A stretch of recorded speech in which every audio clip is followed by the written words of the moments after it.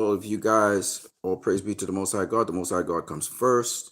I am Christ, I am disciple. You're watching my channel. If you like what you're seeing, you can like, share, subscribe. You can also donate via PayPal. The link is in the description. You can also donate, you can purchase if you're in the Trinidad and Tobago area, LIVE products. That link is also, the number to call is also in the description. LIVE products, live now, we're live now. You have the drinks, which is sorrow, Morby grapefruit, orange, fruit punch, lime as well. And then you also have the cleaning products. You can get dishwashing liquid detergents, fabric softener, and disinfectant, also known as all-purpose cleaner. LIVE, live now. We are live now. So much I went into when it comes to Restore the Snyderverse. That is definitely happening. That is definitely happening, ladies and gentlemen. But first and foremost, we want to discuss a bit about quite a number of things. So let's get into it. So first of all, Warner Brothers, James Gunn, put out this photo of Superman. So this is the official poster. You see DC Studios logo right here. The DC Studios logo right there. And it's Look Up. Now, I don't follow anything that has to do with Superman. It's supposed to come out July 11th. The Gunn fans came out in their droves, and they're raving about this picture.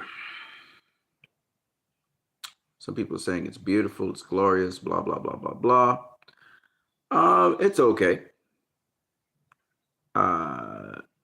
It's okay. You know.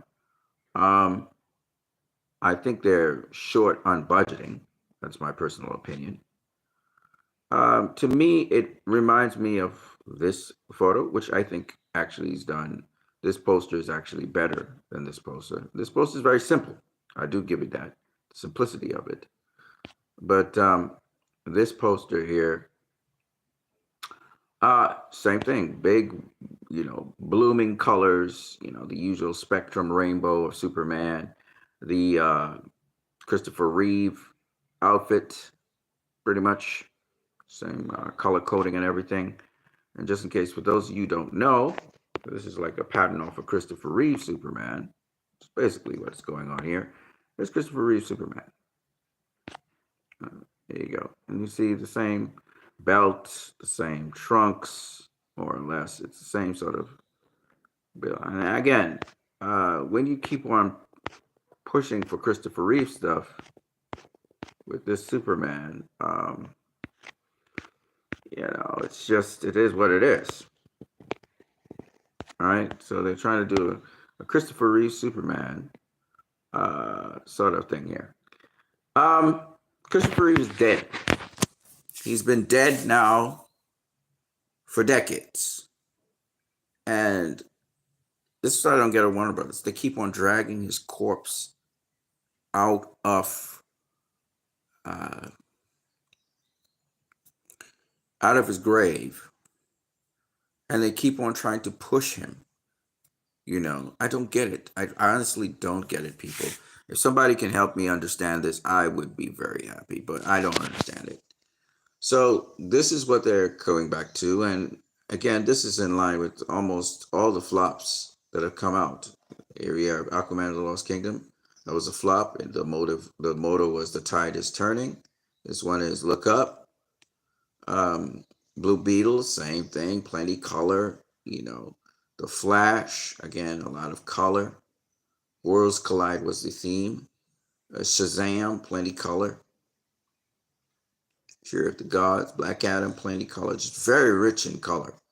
The Suicide Squad. All of these are flops. All of these are flops. Why do they keep on? I don't understand why Warner Bros. Keeps on pushing the same narrative. You would think they would change their posters, right? You would think, all right, so the successful films in Warner Brothers, DC, let me show you one of them. It's this one. All right, Matt Reeves' The Batman. It was a successful film. I don't think that this was a particularly strong Batman movie.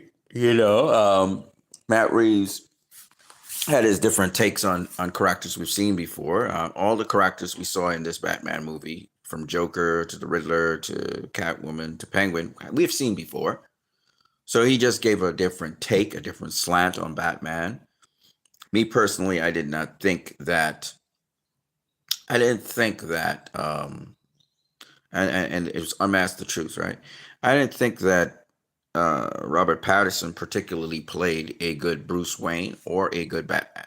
And the reason I'm giving for this, now, of course, this is a different universe. This is Matt Reeves' take on it. So this is just my commentary on it. I believe in artistic freedom. I believe, and Matt Reeves was going along the lines of artistic freedom. If you look at this poster, it grabs your attention. There's a big question mark there. There's all these little artistic stuff on the side there. It's done in pencil, so it's the Riddler. Somebody, it's done in blood, so it's the Riddler that's involved in that. And there you see his little logo. There's the Riddler's logo right there. So I love the artistic nature of it. But when you look at, and it did intrigue me when the trailers kept on coming out. It did intrigue me. I'm not going to lie to you guys. But the movie itself really says nothing new. It doesn't add anything to the Batman lore. He takes some adrenaline. He's very morose as a Batman. This is probably the most morose Batman, and it's not like he's had many years of fighting crime. So it's like you could understand Ben Affleck's take being serious and sort of grisly, kind of worn out in BVS. You really don't get why Batman is the way he is in The Batman. Why is he that way? Right? Now, Matt Reeves tries to say, well, he's fatigued. He's keep on going and going and going, but he's got adrenaline. So, this is probably the skinniest Batman we've seen, the most gaunt Batman. Maybe this Batman, it's so hard because this Batman doesn't behave like he's fresh, like he's a fresh Batman. He behaves more like he's been doing, he's fighting crime for years. He's burdened with his parents' death. He's very, somber. The Matt, in my opinion, and this is my criticism of it. And then the movie's so goddamn long. It is boring. And they try to sort of ground these characters in reality, but there's a lot of unrealistic stuff going on in the movie. Like the Riddler's henchmen having these clip-ons to stay on the rails or whatever. And then why so many of them? And it's just a lot of really unrealistic. Even the clowns that met Batman, they're just not grounded in reality. It's an alternative take. They're like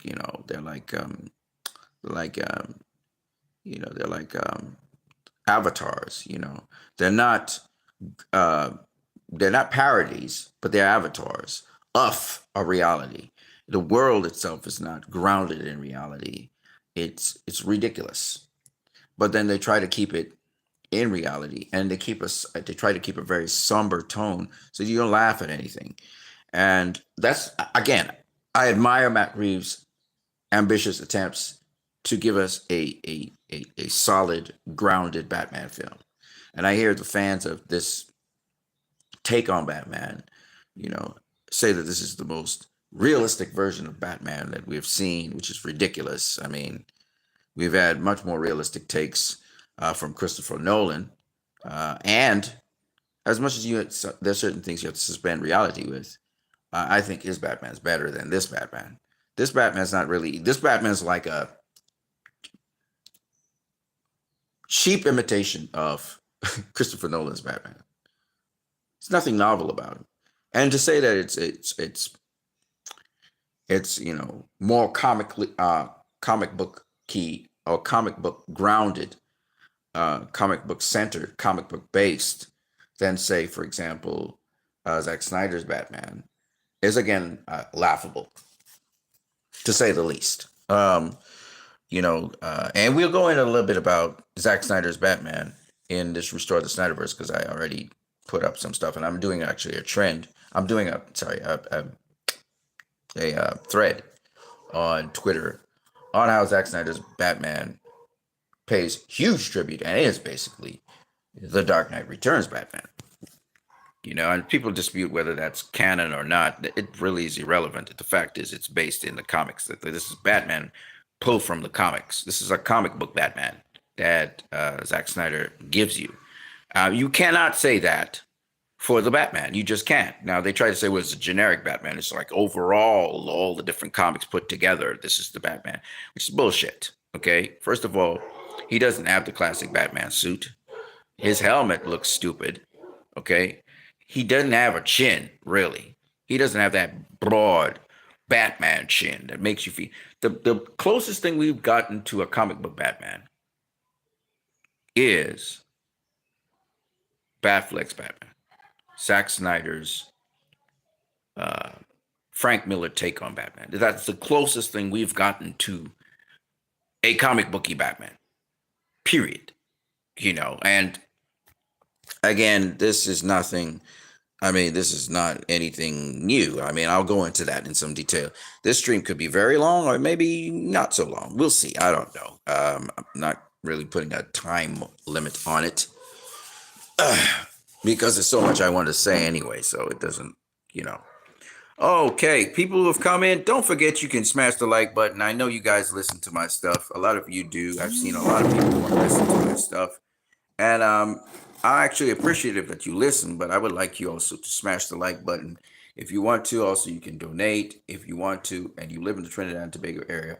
There are also drinks that sponsor this the stream, and you guys can join in there. Now, let me say this again, because there's a lot I want to say, but I don't really have the time. Matt Reeves had an ambitious project. You know, I'm not against artistic freedom. Okay. But when fans come out and say this is the most comic book accurate Batman because Batman doesn't kill,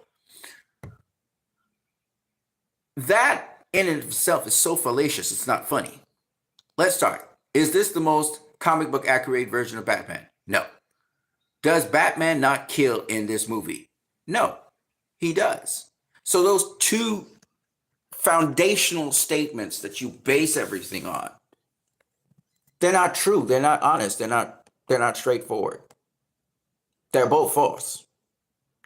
We've never had a young Bruce Wayne who is Batman who's been as morose as this Bruce Wayne. In fact, we've never had a Bruce Wayne that's been brooding like this Bruce Wayne. We just never had one. So that's new to the screen. It's definitely something that's not prevalent in the comics, and it's not a generic Batman in the comics. It's just not.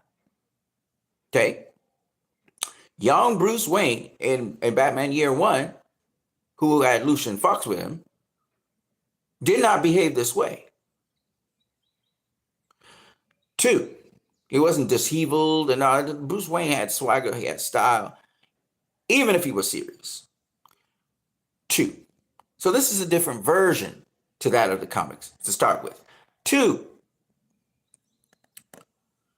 when we look, there's no Lucian Fox, there's none of that, so it's not Batman Year One, it's something else, okay? Right. 2, the next thing that we notice is that this Batman uses drugs. He's out of control once he pumps adrenaline into him. Okay? He uses adrenaline. Basically, he's a junkie. That is not a generic Batman trait. It's just not. Batman doesn't pump drugs into his system. Does he use pills, painkillers? Yes, he uses painkillers. But he's not a junkie. He's not somebody who's using something to improve his strength. Now, having said that, there is a comic out there where Batman was addicted to drugs for a while. There is a comic out there. But to tell me this is a generic Batman and this is the closest thing to Batman, no, come on now. No, those are two fundamental things I just said that make this story different. Okay? And inconsistent already. Then we haven't talked about the Riddler. We haven't talked about the Joker.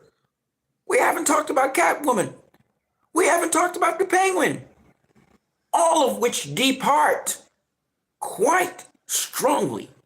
We haven't even talked about Commissioner Gordon, for crying out loud.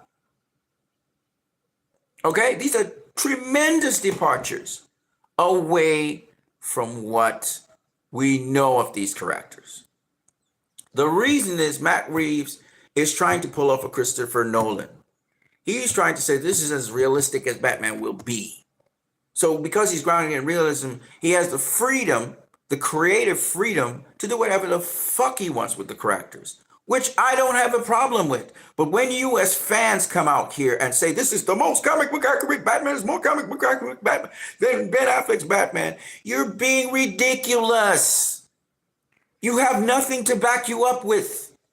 Ben Affleck's Batman literally is the Dark Knight Returns Batman put to screen. He literally quotes from the Dark, literally this stuff is that quotations from the Dark Knight Returns, literally by Batman. His philosophy is the Dark Knight Returns.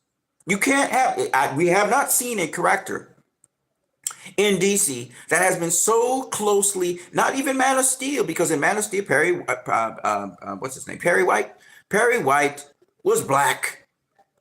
Okay, Perry White was black. Lois Lane did not have red hair. Okay, these are just physical attributes, I know, but the philosophies of them was different. It was modernized, etc. Henry Cavill's Superman wasn't quite the Superman that you know. He was the Superman of the comics, but yet he veered away in many respects from the Superman of the comics.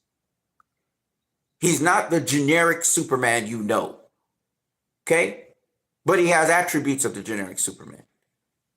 But Ben Affleck's Batman, good Lord Jesus, you couldn't have him more tied to the Dark Knight Returns Batman. And directors have time and time again wanted to get that captured on the screen. And the only reason why that is so is because Ben Affleck consulted Frank Miller, because Zack Snyder is dedicated to putting Frank Miller's visions faithfully on the screen. He did it with 300, and then he attempted to do it with Batman v Superman, not in terms of replicating and devoting his attention to the complete adaptation of The Dark Knight Returns. No, that this movie is not The Dark Knight Returns. But having said that, he took The Dark Knight Returns Batman and put it on the screen. That's what you saw. The Batman that you saw on the screen was The Dark Knight Returns Batman. Period. With the gray suit and everything. Big, bulky Batman. Big, broad chin. You know, many years having served crime in Gotham. Worn down a bit, but still needing to be the Batman. Right? That's The Dark Knight Returns Batman. Period. Okay? Period. You know, The Dark Knight Returns Batman, he had his pills, you know, that he used for painkillers. He carried it on him. Ben Affleck, you saw him reach for pills in Batman v Superman and drink wine. And the comments about the empty cellar, literally verbatim. What's the fuck? What's his name? Oh my God. What's his name? Alfred. Couldn't remember his name for a minute. Exactly what Alfred said is literally line for line pulled from The Dark Knight Returns. I can show you so many examples of where stuff literally pulled from The Dark Knight Returns. You know when Lois Lane says to Lex Luthor, "You're psychotic," and Lex Luthor says, "That's a 3-syllable word for anything too big for little minds." Do you know that was literally pulled from The Dark Knight Returns when Lana is responding to Murray? Murray's talking about how, you know, Batman's so psychotic. And she says, well, psychotic is a 3-syllable word for anything that you do not understand because it's too big for your little mind. She literally said that in The Dark Knight Returns. It's literally pulled from The Dark Knight Returns. So much stuff is just pulled from The Dark Knight Returns. Like, it's day and night when we talk about Batman. When we talk about Ben Affleck's Batman and any other Batman. because you have to pull from so many different other sources to show that these Batman, you have to stretch it sometimes to show that these Batman are in any way, because you know why? Because there was no consultation. These directors, these actors didn't consult with Frank Miller. But Zack Snyder, being a student of Frank Miller's work, and Ben Affleck being a student of Batman, because he's a devout fan of Batman. You know, nobody asks if Robert Pattinson, he's a fan of Batman. No, he just came in to do his job. Matt Reeves is the one that's passionate about Batman, and he recruited Robert Pattinson. Okay. And me personally, when I look at Robert Pattinson's Batman in The Batman, I don't know why they called it The Batman, but whatever. I guess it was a jab at the fans. The dude is acting just like he did in Twilight. Literally, he's acting. I can literally put side by side him acting in Twilight and acting in The Batman. And he's basically doing Twilight. The Twilight guy in The Batman. It's crazy. It's crazy. It's literally crazy. Right? He has a skinny neck. He don't got no chin. He don't got a broad chin. He's got a petite chin. In fact, if you look at this. Look at what's her name? Shit, I forgot her name. All of a sudden I'm forgetting. I know her father's a great guitarist and singer, and I just can't remember. It's her surname even. Look at her chin. Right? She has an apple bottom chin. Look at this guy's chin. Look how narrow his chin is. Literally, you could put the mask on her and she could kind of fit in and pass for his kind of Batman with the right, what the hell is going on? Why am I forgetting words? With the right makeup is the word I'm looking for. You could literally, because there's makeup right here on the side of her cheek, this is makeup here to make her cheekbones pop out more, right? So if you do the right makeup on her, right, she literally could pass for a Batman. He is the most dainty, petite Batman I've ever seen. He's really dainty. He don't got no jawline. He got a jawline. They say it's sharp. But he ain't got no jawline. He don't got no chin. Look, this is a chin here. Guys, it's a fat chin. It's a chin, right? And you see, they talk about how Ben Affleck got a butt on this. It's a dimple chin. Well, a lot of Batmans have dimple chins, okay? All right? Let me show you. I'm going to have to show you guys so you can see what I'm talking about. But look back to what I was saying. This is artistic. Look at that. That is artistic work. You could tell a committee did not influence this. This is not movie by committee. And this is what I love about Matt Reeves, the Batman.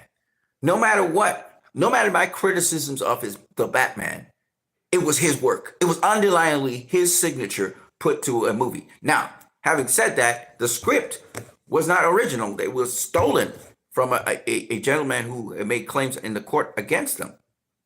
It was a stolen script. But the point is, and probably that's why they can't even do the Batman sequel right now, it's because they're probably looking for a script, to steal. But the truth be told, this is creatively wonderful. I love that he went this way. It's just the fans saying certain things which are not accurate. Again, it's about being honest. It's about being truthful about things. Your personal preference about something is okay. If you don't like Man of Steel, if you don't like Batman v Superman, if you don't like Zack Snyder's Justice League, that's not a sin. Nothing's wrong. But if you are being disingenuous, if you are lying to us, saying you don't like this, and you're really under an agenda, you're being disingenuous. I have no problem with anybody saying that's not my taste in movie. Okay? If Zack Snyder stuff is not your stuff, that's okay. We all have different tastes in movies. Was I intrigued by the Batman? I'm a very honest guy, right? I was intrigued when I saw the trailers and stuff. when I watched the actual movie, how did I feel about it? I felt quality soundtrack, quality cinematography, really fantastic work with the camera. I'm not gonna lie. I loved the color, the tone of the movie. But when I processed the movie at the end of watching it, it brought absolutely nothing new to the table when it comes to Batman. It was a safe movie. This movie said nothing. We come to the end of the movie and we're thinking to ourselves, what did we learn in this movie? Nothing, right? It borrowed stuff from Joker. It borrowed stuff from Christopher Nolan's Dark Knight trilogy, but it made no clear statements. It said nothing new. It brought reimagined characters, but it did nothing new. You know, in fact, if anything, it took away from the Batman. Let me explain what I mean, because I need to say this in a way that you'd understand. It took away from the Batman mythos. You know, when Christopher Nolan did the Dark Knight trilogy, that also took away from the Batman mythos, because they basically stripped down Batman to, in his essence, a guy wearing a bat suit. That's what it ended up being, you know. And at the time, I thought it was a travesty, because it had very little convergence with the comics. Very little. And I understood Christopher Nolan was taking liberties, and he was establishing rules for Batman that were broken by Batman right after, because Batman's a hypocrite. You know, Batman tends to say one thing and then he does another, and it's because of situations. So Batman's more situational. But having said that, I would say that when I look at this piece of work, it even dumbed it down even more. And I know that sounds terrible, because a lot of you will look at me like, how you mean it dumbed it down? It has all the features of a cinematic piece, except the messaging. What makes cinema cinema is the fact that when you leave the cinema, you leave different to when you came into the cinema. As Martin Scorsese says, you have to be able to say something. If after I watch an entire film, which is supposed to be a thriller, which is supposed to be a detective story, I leave that film wondering, what did I actually learn? Not about the character, but about myself as a human being, or human beings in general. There's nothing to take from it. It's a sort of tribute to fans who were protesting that Batman was killing in Batman v Superman. And I truly believe Matt Reeves had a lot more to say in that movie, and it was truncated and trimmed off by James Gunn and Company Limited, and it became this safe film that said absolutely nothing. It was supposed to be a feel-good film for fans, and yet it was supposed to feel edgy, and it was supposed to look edgy. You know, the same bullshit that these fans claim that Snyder fans have, where edgelord stuff. Well, it's edgelord. It's saying nothing, but it's edgy. It has all the features of an edgy cinematic film. It's got the great cinematography. It's got the great looks of different characters. Well, I wouldn't say great looks, but the cinematography makes them look great. It doesn't have great action, but the cinematography is so inventive. It's so different that the action is visualized differently, which was fun to see him do that with the lighting and stuff. I really appreciate some of the techniques that he had in the movie, but it wasn't saying anything. After we left, we're like, what did we learn new about Batman? Nothing.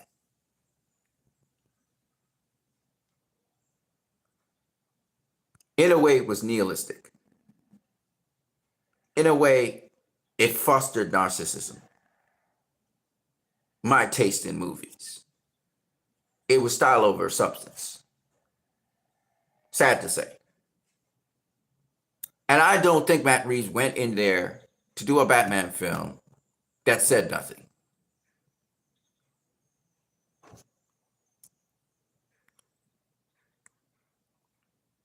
Zack Snyder's Justice League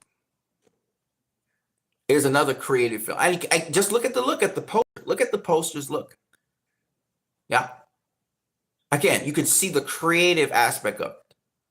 Of course, this movie, foundational, it's the third of a trilogy anyway, was built upon Superman's death, the development of the other characters. And again, we can see our humanity in the story because we begin to realize that each of us brings something to the table. And while it's safe to play it safe by soloing it, it's better to form family and work together and look out for each other, right? So this movie essentially is saying something.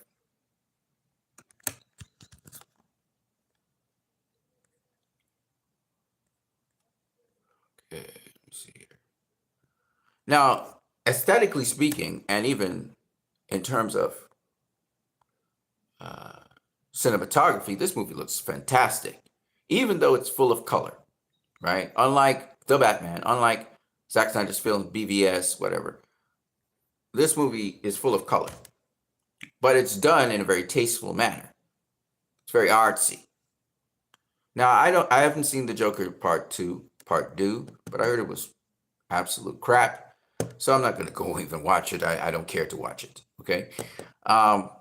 I was not interested in it. I thought the first one was enough. And I believe James Gunn had his fingerprints on that as well, which is why it's just very nihilistic. There's no point to it. So it is what it is. Okay. What I'm going to do, 1 second.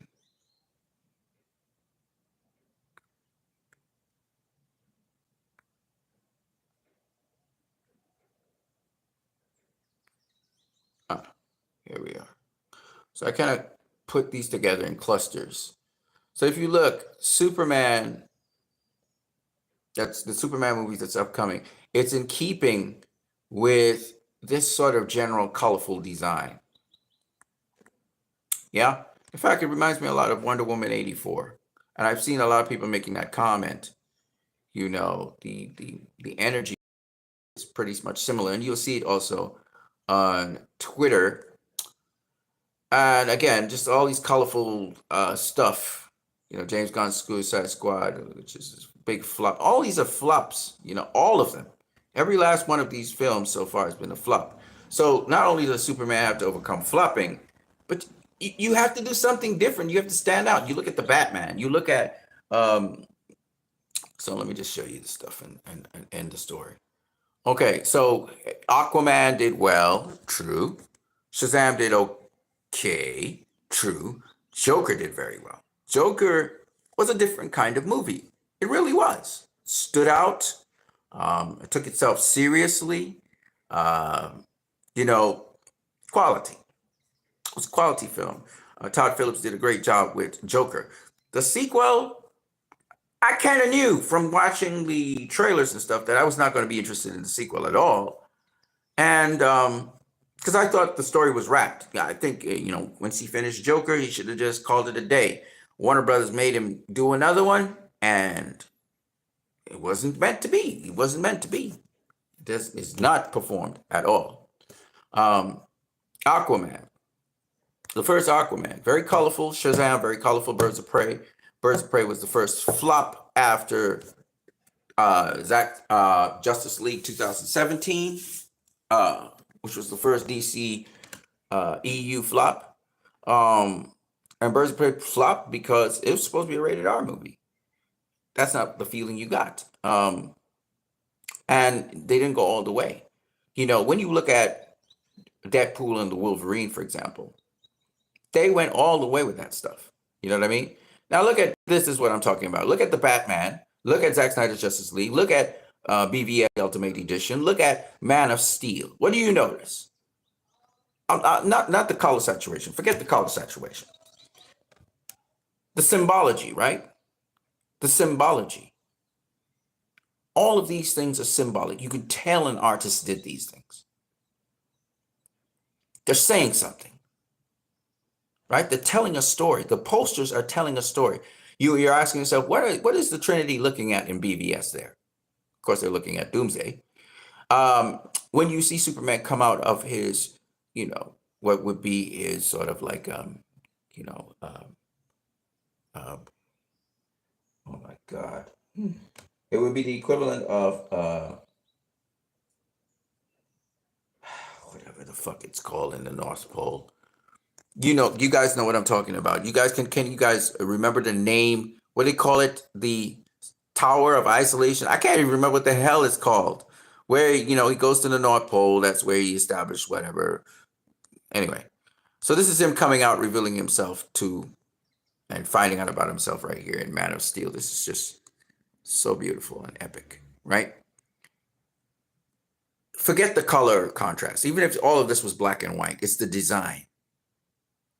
It's the way in which the cinematographer takes that photo. It tells something. It's saying something, right? When you see the Batman as silhouetted against a red background, it's saying something. It's telling something. That's the creativity. And movies by committee don't have that. Look at this. Look at this.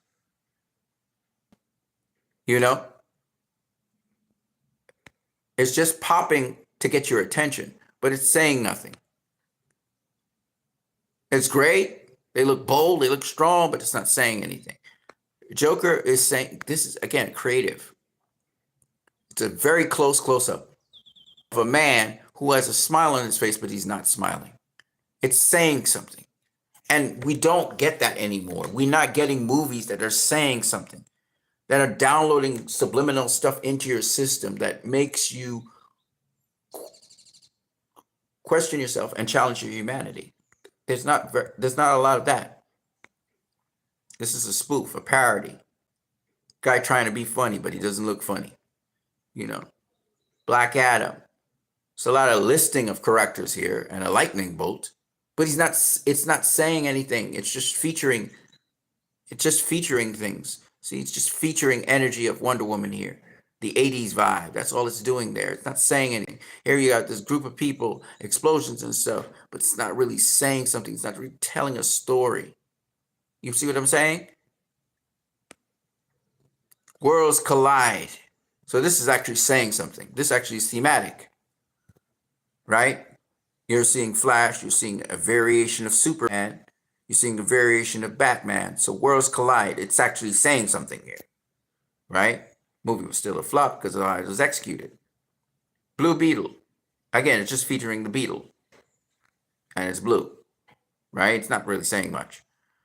Look up, and he's looking up. Okay, this is actually saying something as well, right? It's telling us to look up, which is what Superman's doing. Okay?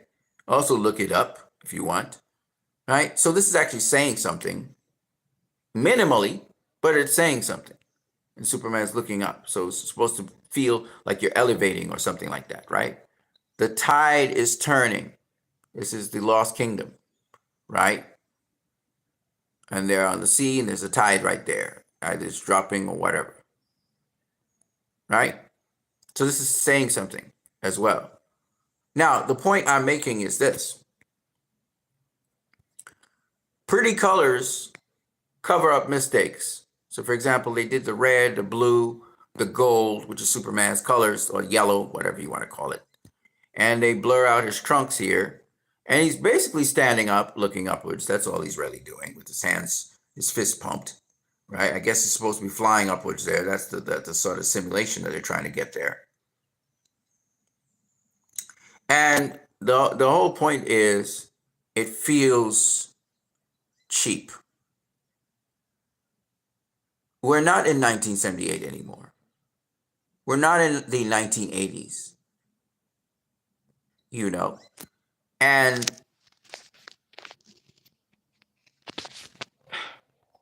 look at the quality of cinematography of these things here. And look at the quality of cinematography of, say, this or these. Look at the quality. Okay. These do not feel like they're done by committee. These feel like they're done by committee. This feels, all of this, light, fluffy, you know, there's a little bit of depth and strength in it. This is definitely quality right here, period. Okay. Again, not to be taken too serious, you know, we're trying to hee ha ha up in here. This is much more serious tone, but again, it feels like some sort of collage somebody just slapped together, right? Cheap. Doesn't feel like cinematography. Feels like something a Marvel movie would be like, right? And mind you, we also have it here, cheap, okay, pop kind of stuff. This is just atrocious. This is horrible, okay? Like somebody just kind of smashed that into a background, right? Quality. Even though they're colors and they're popping, look at the background. Look at the camera is focusing on Gal, but in the background, you know, it's out of focus. There's a degree of quality behind this. Even here, there's a degree of quality. The movie might be shit, but the cinematography is quality. You're missing that. You're missing film. You know, film takes things to the next level. You could tell when somebody's doing, they're manipulating things on a computer and a computer alone and doing cheap. This is very cheap. This didn't cost no money to do. I don't know what they charge them. And this is just horrible. Look at this shit. This is horrible. Right? So you could tell the difference. And that's why I think that even here, they really tried, but this is very cheap. You know, this is something cheaply done. They've done effects and stuff, but it's cheaply done. You know, this didn't cost any money. I think Warner Brothers they're on a budget right now. They don't have a whole set of money to burn to put into quality things like this. Look at this. This is a quality photo, and it's saying something. You know, these are all quality. These are all quality. They may be devoid of some color. I don't know why people care about that. It's to give a certain groundedness to them. It's to give a certain reality to them. It's to give you a certain mood. It sets the tone for what you're going to see. Right?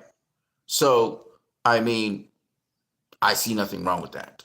What's interesting is the Batman copies what BVS has done. And there are other pictures of BVS somewhere around. I'll find them when I can. Okay. All right. So let me show you guys a couple things about. So I'm just saying that it's broken. Why haven't you tried to fix it? Why have you?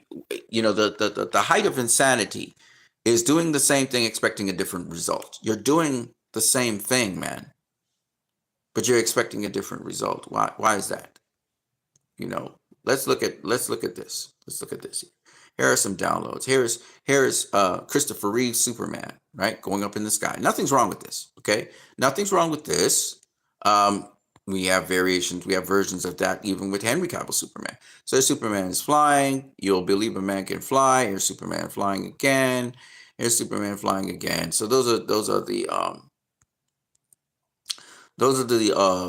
you know, Superman-y things, and we have a Henry Cavill flying, and his hands are down, and he's going straight up in the air, right? But that looks like he's flying, right? That looks like he's flying because why? There's a trail behind him, that white trail, right? And you see the blur, so it doesn't look like he's just standing there with his head up in the air, okay? Okay. So James Gunn tries to copy that. Tries to take some elements, and here we have this, but it doesn't feel the same way. It doesn't feel like he's flying. What it feels like is he's standing there and you blur everything else to make him look like he's flying. See what I'm saying? They tried, you know, but it's The writing is not, look at the writing. I mean, it's cheap. It's cheap. This is expensive. You can see they put money into it. Look at the design of the S. Look at the details. Look at how they blur the background. The S is blurred. The background is blurred. They did all these colors for this one because they didn't have the money. This is cheap.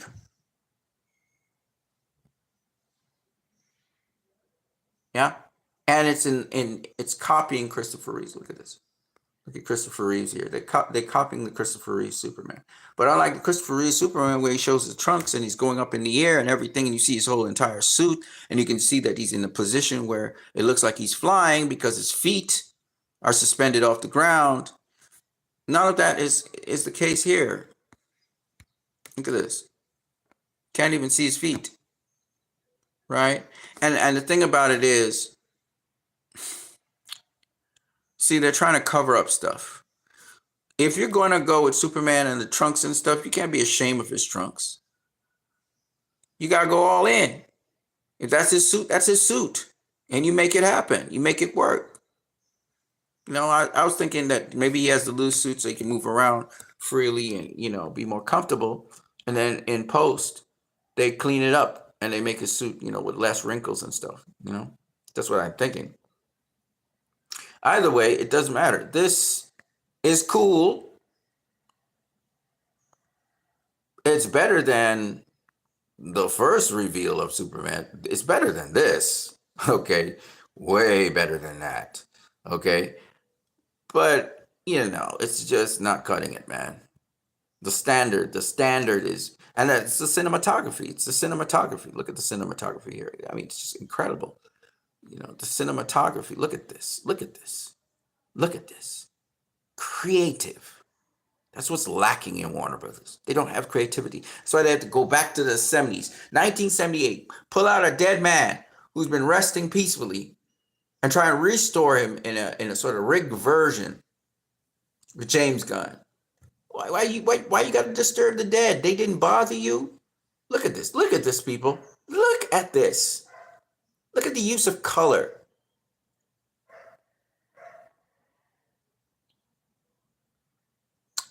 Oh my God, look at this. You can tell look at quality. This is quality. All right, so after looking at all of those things, and then you go and you look at this, you don't see quality. You see cheapness. You see somebody doing edits on a picture.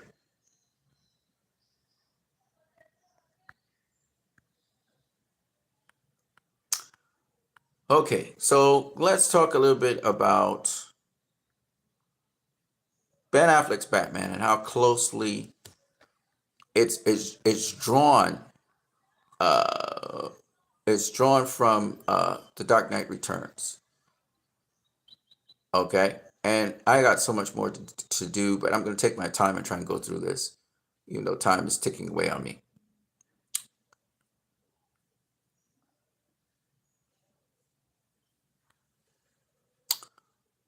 Okay, so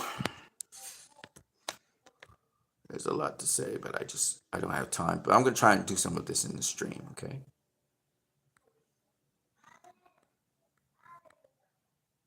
All right, let's start off with where we can start off. Oh, this is the chin thing I was talking about. Look at this. First of all, and this is why I said, the Batman's cool and everything. Can you guys hear me? Am I still on? Okay. The Batman's cool and everything, but, look at this guy. Where's his chin? Where's his chin? He's got a chin. This guy's got a chin. Look at his chin.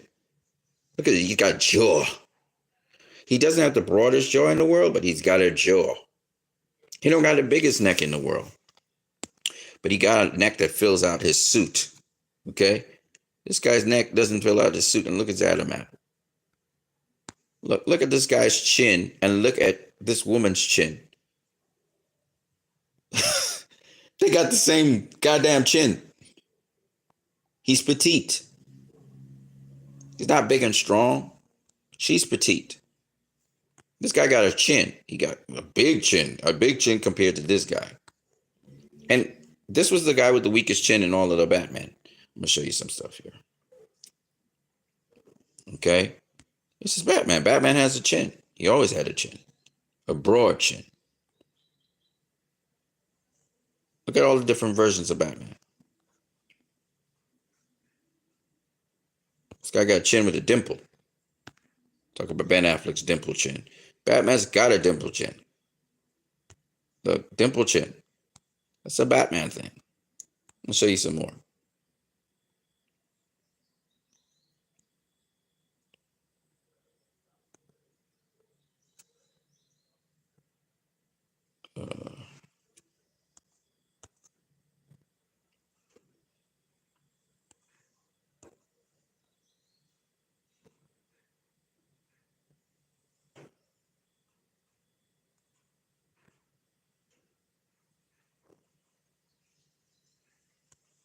Okay, chins, right? This just looks terrible. Oh my God. See how small his chin is? He got like a baby chin. He like a little 14-year-old, 15-year-old. He don't got no chin. Like a kid. He look like a boy. He look like a boy here. No chin. Skinny neck. See? All right, I'm going to show you something about Twilight. This dude got a chin. He got a chin. See, so when he tries to open his mouth and look like Batman, he don't look like Batman. Look at Batman. Batman got a jaw. This dude, oh, come on, man. This is supposed to be him angry. What the hell is that? That looks like a kid. Looks like a kid there. Look at this guy. Look at this guy. I mean, come on, man. Look at this shit.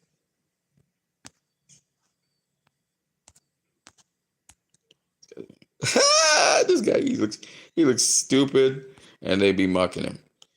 Michael Keaton was smart enough to know, because he didn't have a broad chin. He knew better than to open his mouth and try and behave like that and yell and scream. He didn't do that stuff. Dude don't got no chin. He got a baby chin. Look at this thing. Doesn't even look intimidating. It looks funny. Oh my God, this is when he got the adrenaline. This is a comedian mucking Christian Bale. He got more of a chin than this dude. Where's his chin?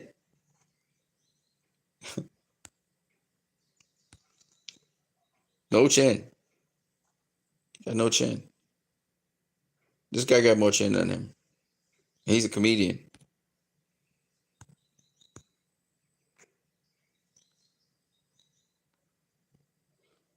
So let me show you something. This is Twilight. This is Twilight, Robert Pattinson. Much younger. Look at his acting. Right? Bad boy, but, emotional bad boy in the sense that, he's always morose and sad and he's always thinking of himself as a bad person, blah, blah, blah, blah, blah. Same guy. Many decades later, same guy.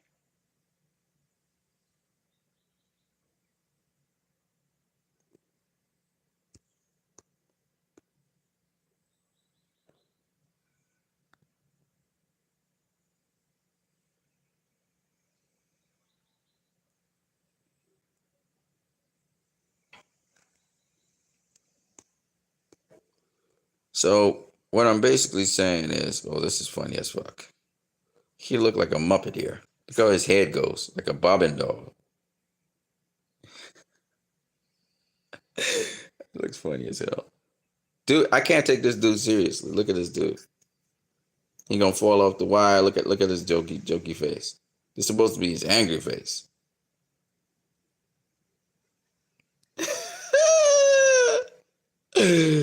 Oh God. Man. So anyway, my point is, he ain't got no chin. Right? He ain't got no chin. Okay, let me go to the Dark Knight Returns. They say he's comic book accurate. I don't see it, but whatever.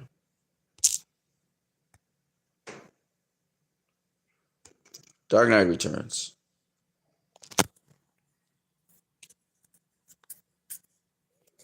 Here we see Batman over here taking up wine. He's drinking the wine. This is in BVS. Alfred discovers his wine bottle lying around. He says, I hope the next generation of Wades will inherit an empty wine cellar. Then he says, not that there's likely to be a next generation, right? And that's right here. That will be all, Master Bruce. I'm hoping that the next generation of the Wayne family shan't face an empty wine cellar. Though, given your social schedule of late, the prospects of there being a next generation, that will be all, Alfred. Good night. Okay? Straight ripped from The Dark Knight Returns. Okay? You see Bruce there with his wine. He's on his phone. That's his remote. Sorry, my bad. He ain't got no phone. Back in 87, there's no phones. No cell phones, at least. All right? Let's keep it going.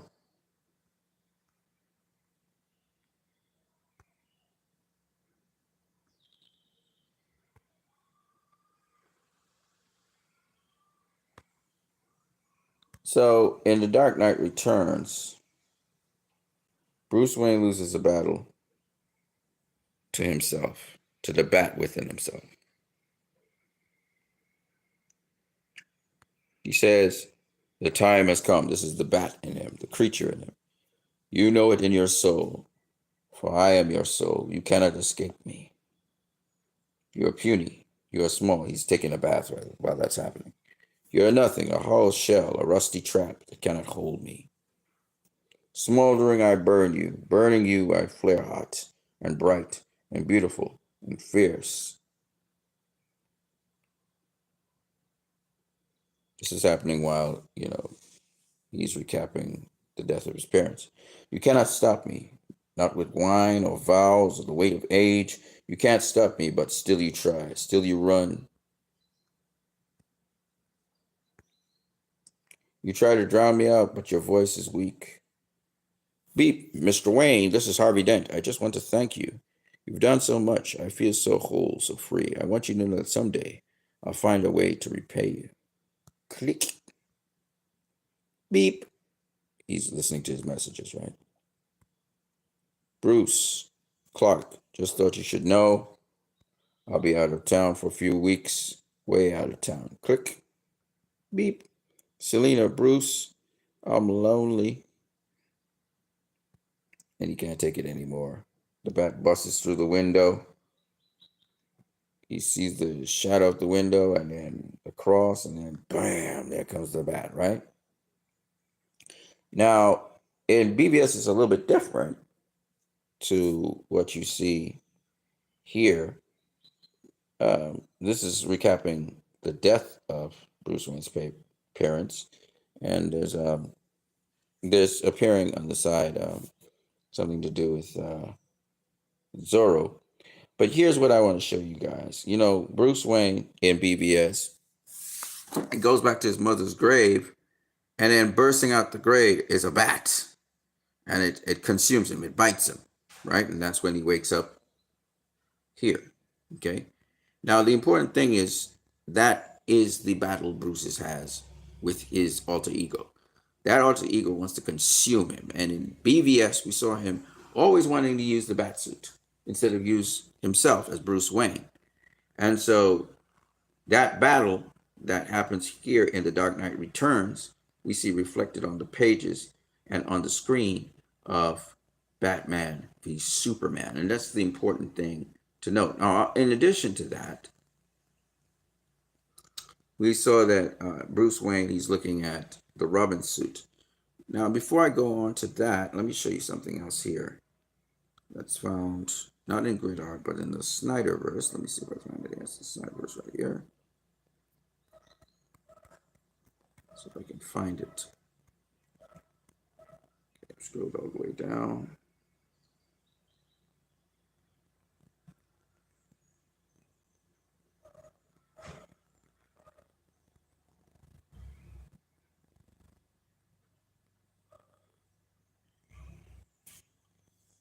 So in here, first of all, Lewis Lane says you're psychotic. And Lexington says that's a three-syllable word for any thought too big for little minds. And here, Lana speaking to Murray, and it doesn't do the whole thing. I'll do the whole thing a little later. He says certainly he knows exactly what he's doing. His kind of social fascist always does. Then Lana says, then why do you call him psychotic? Because you like to use that word for any motive that's too big for your little mind? Because he fights crime instead of perpetrating it? You don't call excessive force a crime. How about assault, fat lady? Or breaking and entering? Huh? Try reckless endangerment. Right? So basically, they were having an altercation, and she responded to that. Now he said he was psychotic. I'll show you that some other time. But anyway, let me just get out of this and continue onwards here to show you something. So I really want to show you something here. Man, this shit is so dope. And there's so many reasons why The Dark Knight Returns, not only the physical look, but the philosophy of The Dark Knight Returns, the story of The Dark Knight Returns is found in there. You know, it's a lot. It's a lot of stuff, man.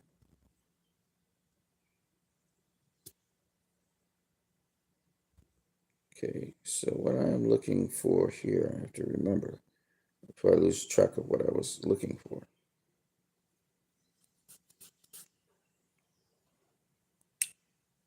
The philosophy. Just like your parents taught you to. My parents taught me a different lesson. Lying in the street, shaking in deep shock, dying for no reason at all. They showed me that the world only makes sense when you force it to. And that's a philosophy of Batman, which is repeated somewhere in here. Yes, here we are. My parents taught me a different lesson. The world only makes sense if you force it to. My parents taught me a different lesson. Life only makes sense if you force it to. So even Kevin Conroy, even he loved that line so much he finally said it in Crisis on Infinite Earths. You know, he loved that line, and you know, Batman's epitomized by that. What am I looking for? I have to try and remember what I'm looking for here. Oh yes, okay, I remember now.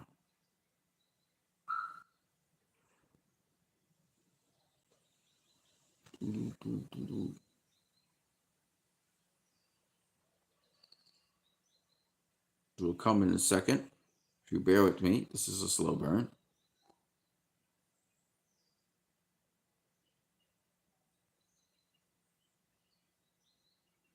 Again, there's the Dark Knight Returns Batman, and you can see how physically the Dark Knight Returns Batman looks very much like Batfleck. Very much like Batfleck. There they are again. In the Dark Knight Returns, he's shooting a grappling hook with the gun on the right. Over here, he's shooting a tracker. See him beating the crap out of a guy here in Batman v Superman, and the Dark Knight Returns. He's doing the same.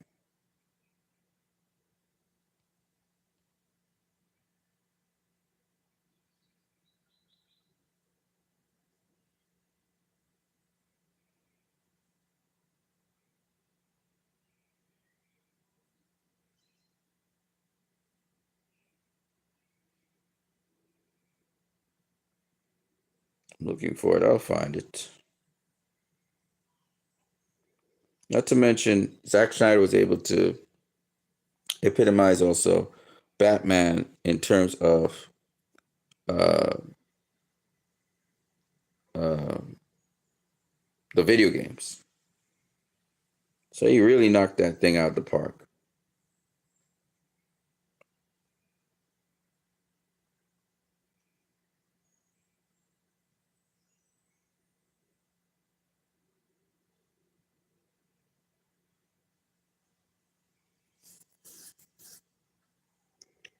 It's taken a little while to get what I'm looking for. Hopefully I can get to it.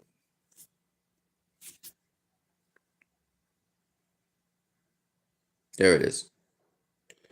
So in BVS, he was taking a shower, and here he is again. And this is very important because this is where he's trying to, unlike in The Dark Knight Returns, where while he's taking the shower, you know, he's being converted back into having Batman go out there. Here, he has to contain himself and not be Batman and be Bruce Wayne.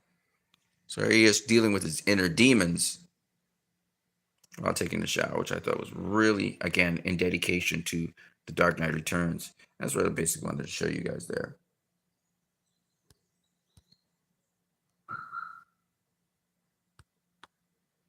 Okay, and so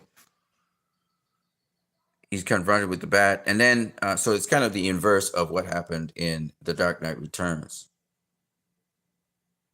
Then you have this. So Bruce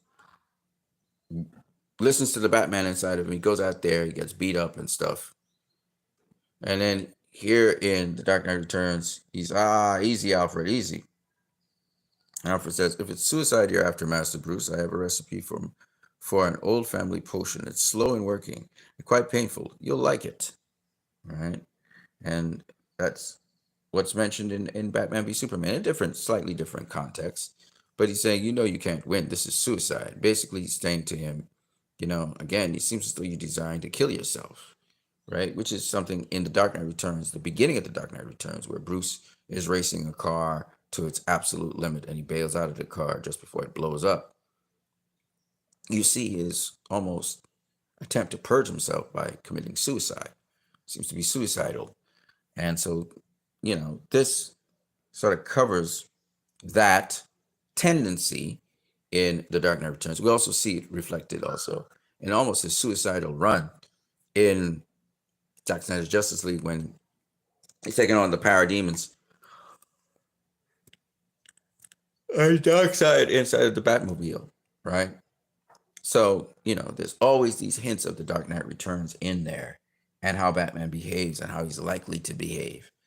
And that's what, a lot of people just don't grasp. They don't grasp that aspect, that dimension of Batman. You know what I mean?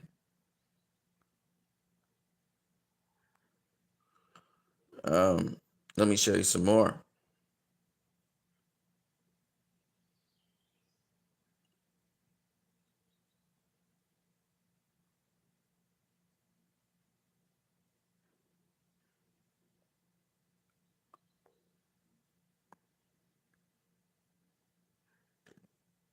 Oh, okay.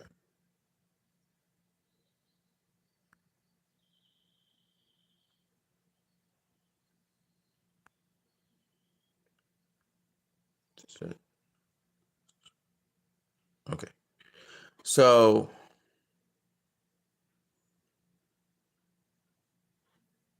one second.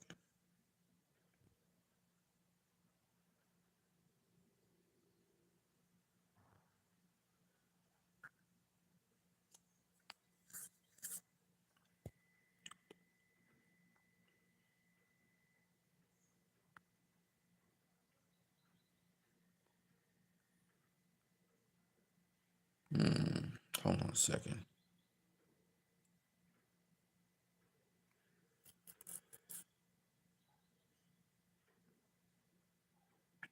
Well, I'm not finding it, but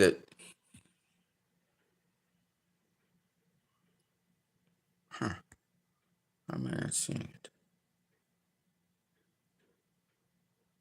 Oh, here it is.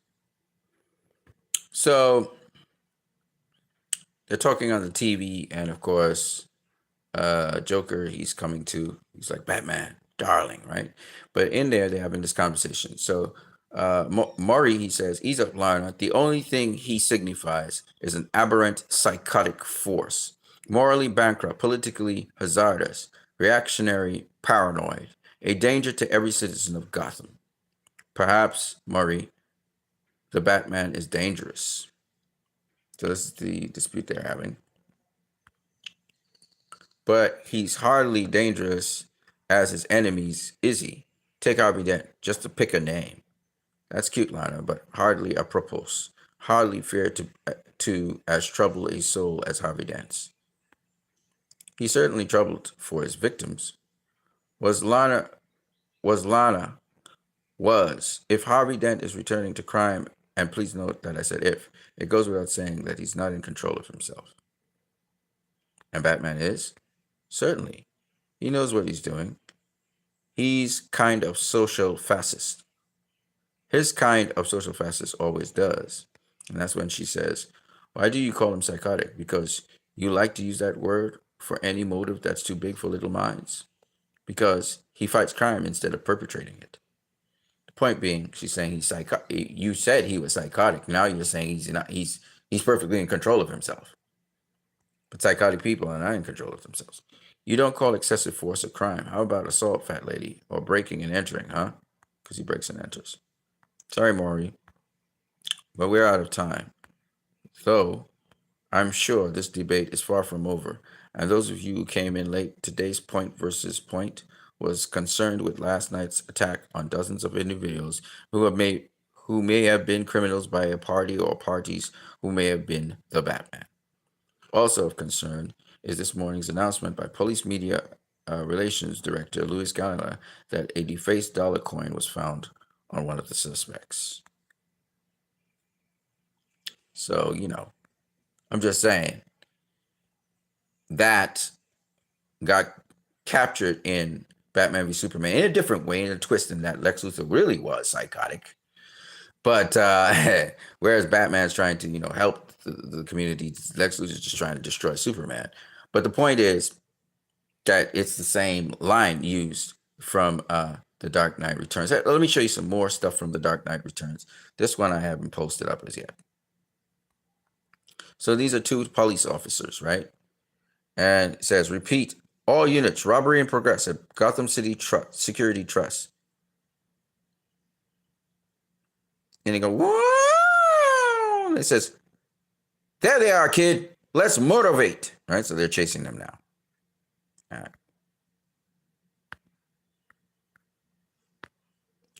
That jalopy, it pulled away from the bank at the same.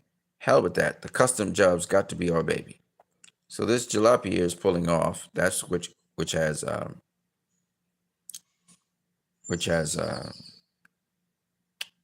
the fuck is Harvey Dent. I forgot what his name is. Two-Face. And this car blows by it. Okay. Hell with that. The custom job's got to be our baby. So they mistake. Gordon will have our heads if we lose them. Damn, that sucker can move. Hey, what's that? What's that? I can't. Up ahead. It's something weird. Kid, this ain't the time. But it is. All right. What is it? Holy. Battered and wounded criminals are being found by police. We go to another place where there's news. Let's move past that. You're slowing down.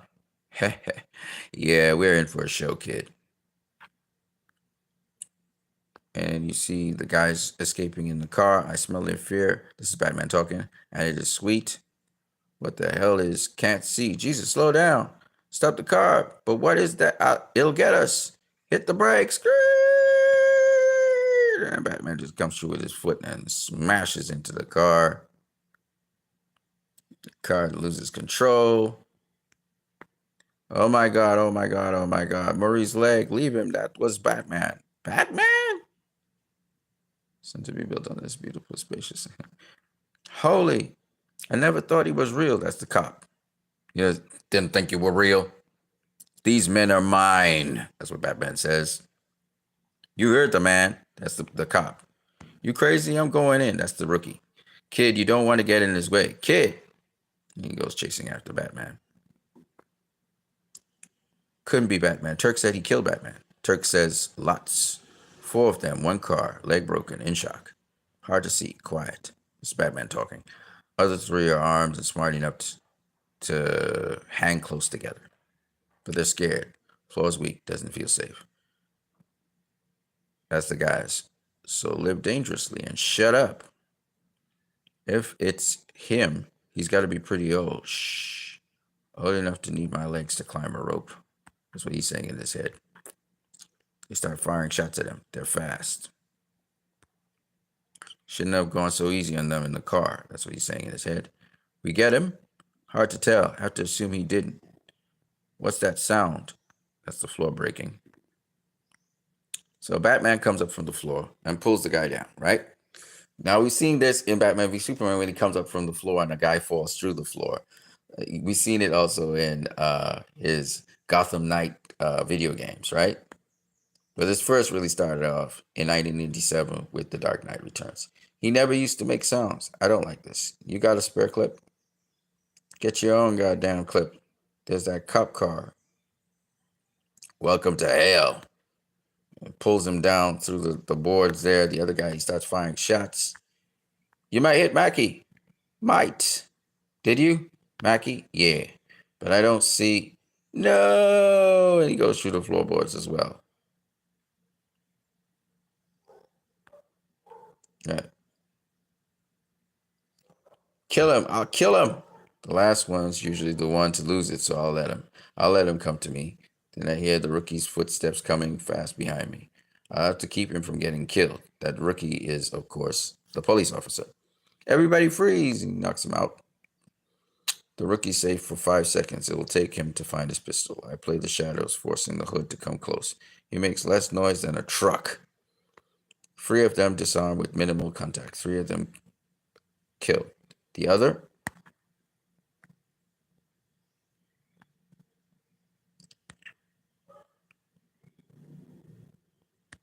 Hurts. So he's saying that he has 3 methods to disarm the guy.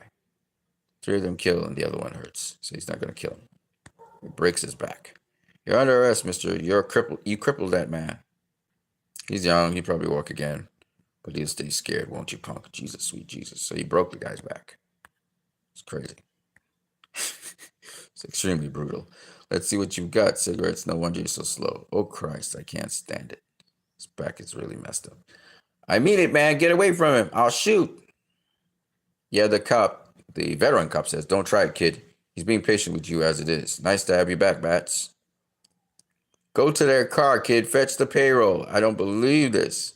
It isn't in the car. It's nowhere around. Pills, no end to your bad habits. Please. You know, Bats, I saw you once back when I was working East End. I was a rookie like Schmuckface here. It was a long time ago. Car? Yeah, an old jalopy. Didn't think. You weren't supposed to. Anyway, it was a rainy night, just like this. I was walking my beat. I mean, I was just a kid back then. And I saw this guy draw a gun and tell Gordon we have to talk. And then he gets out of there, right? Sure thing, Bats. Are you supposed to get in touch with you? Oh, yeah, I remember. At the bank, there was a second card. That's what he said. And it was like, oh, yeah, jalopy. So that's Batman for you, right? Now I want to show you how that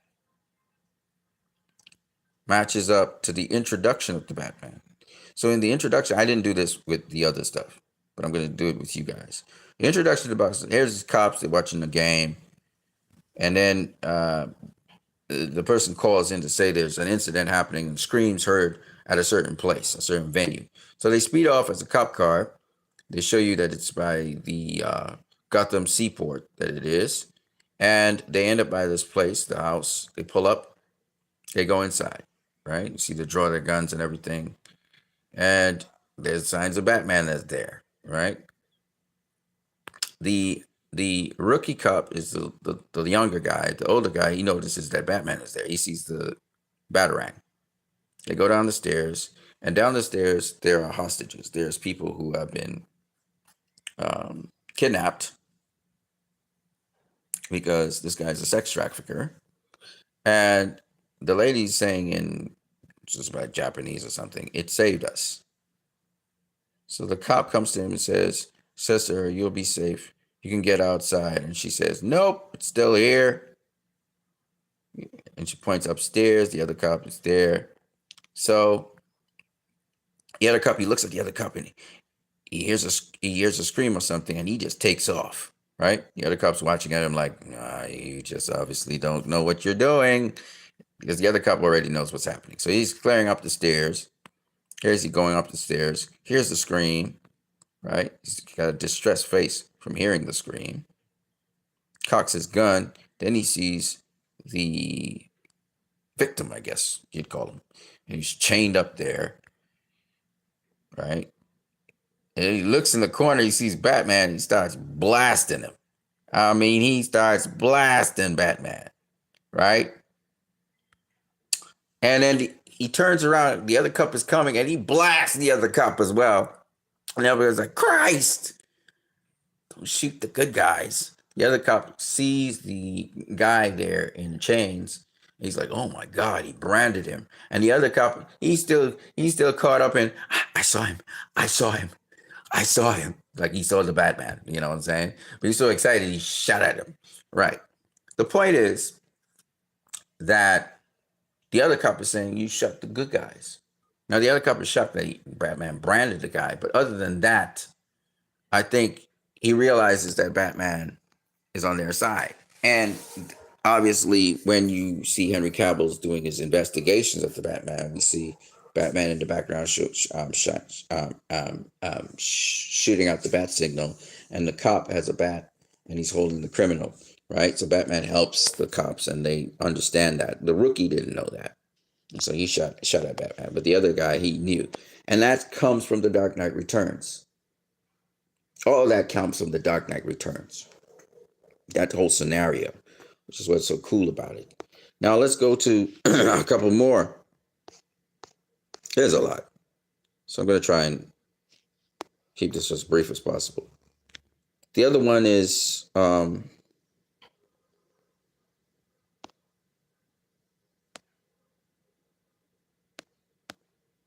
we covered that.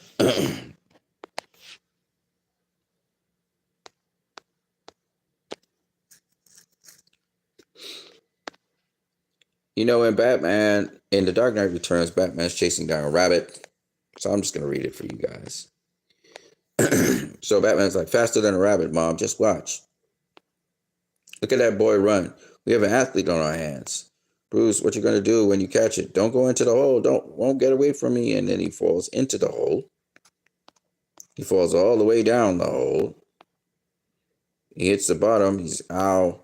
No, go away. Also, the bats attack him, and then something scuffles out of sight. Something sucks the stale air and hisses.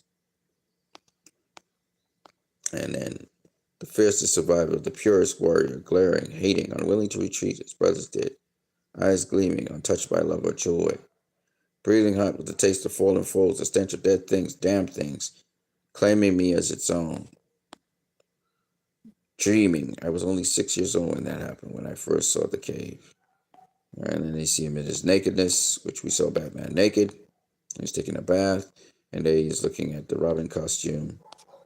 So this is him in the beginning of Batman v Superman, running away. He falls into a hole. He falls all the way down, hits the bottom, looks in. He's in a bat cave, and then the bats all attack him. It's a dream he was having in that case. But it's all pulled from The Dark Knight Returns. It's all pulled from The Dark Knight Returns. And as you saw, he was in the cave. He saw the Robin suit. And when he was in the cave, he has the Robin suit right there as well. Of course, Batman, he visited the cave. So let's just read it. And now the cobwebs grow as the dust thickens in here as it does in me. And he laughs at me, that's Batman, curses me, calls me a fool. He fills my sleep, he tricks me, brings me here when the night is long and my will is weak. He struggles relentlessly, hatefully to be free. I will not let him. I gave my word for Jason, never again. Jason Todd died, but in the BVS, it's Dick Grayson. Master Bruce, set off the alarm, sir. This Samabu-ism is becoming a bit of a problem, certainly for those of us with a penchant for sleeping in our beds. It's the spirits, I suspect, tends to make one overly sentimental. Come, sir, hardly the hour for antiques, is it? Hardly, Alfred. Sorry to wake you. It's 3:30. Master Bruce, whatever happened to your mustache? He shaved his mustache. He didn't even know when he shaved his mustache. Ah! Ooh, that's so funny. Yeah, okay. Let me keep it moving. So then we have, of course, the Waynes, the murder of the Waynes. Okay. And I basically just cut a strip of it. So here's his father, his hands clenched as he goes to attack Joe Chill, who presses the thing, fires the gun. The bullet comes out the chamber, and the shell pops up out of there. Father's hand loosens on Bruce. The mother tries to attack Joe Chill, and she gets her hand caught up and her glasses knocked off as Joe Chill is moving his gun towards her. He points it at her neck and boom, fires it off. You see the pearls all disengage and fly all over the place. All right. While the TV's going. And this is the scene right here. He's coming out of Excalibur, and you see on the side Mark of Zorro advertised for the following week. And then you see the gun. You see the father push his hand to pause him. He clenches his fist. Joe Chill fires the gun. The bullet comes out. The shell comes out of the gun. The mother tries to tackle him, and he fires the gun at her. You see the pearls all scatter. That's all straight out of The Dark Knight Returns, of course. Okay.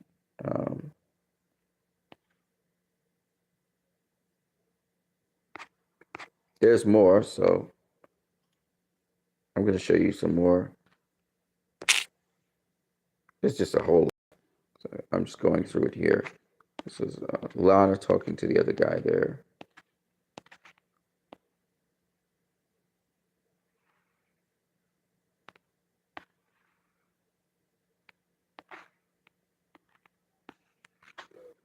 So in The Dark Knight Returns, repeatedly a fascist.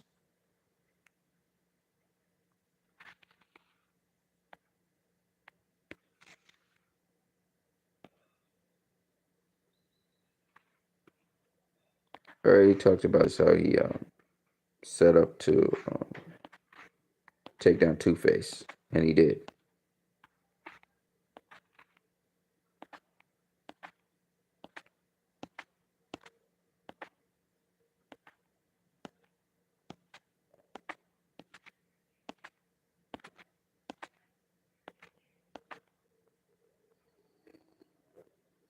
Now in here, the helicopter explodes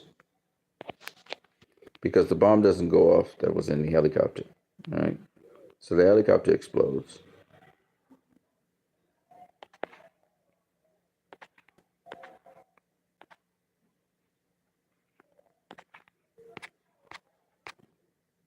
And I could show you in The Dark Knight Returns, actually.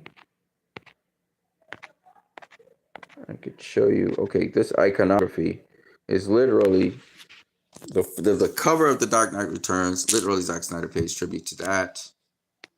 And let me see if I can find it here somewhere. I believe it's in here.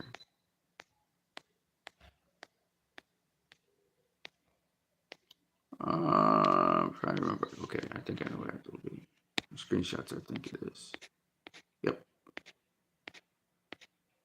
Yep. There it is right there. So this is the cover of The Dark Knight Returns, and this is literally pulled from Batman v Superman. Now, all of these you probably guys know about already, some of it at least.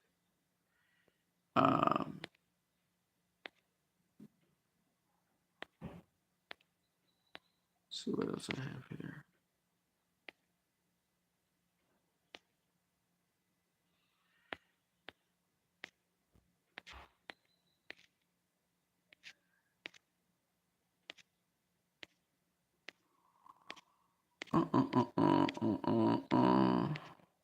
Just checking first.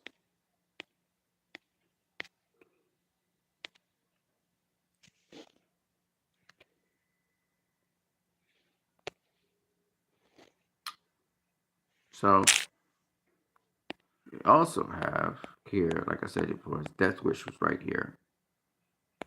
Okay.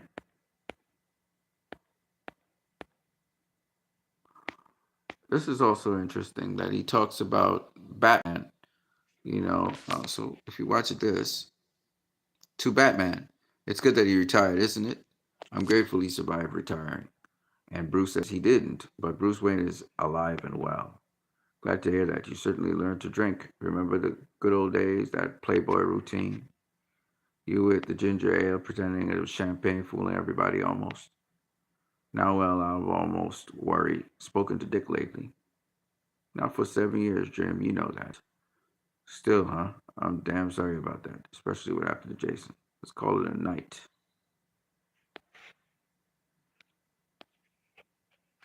As we part, Jim squeezes my shoulder and grins.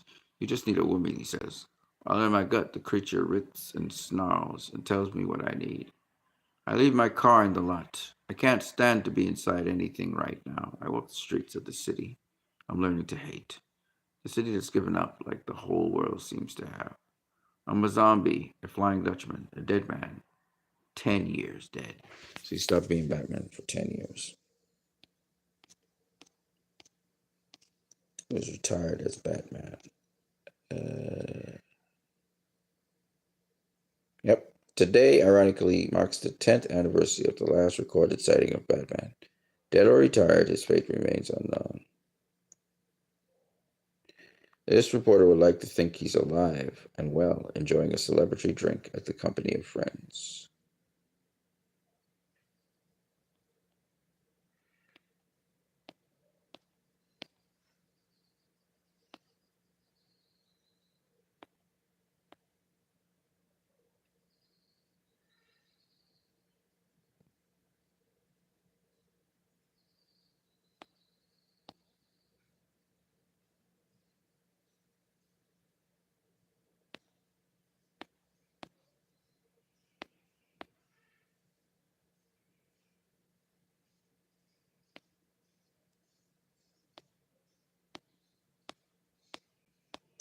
So somewhere in here, he says something about his dad.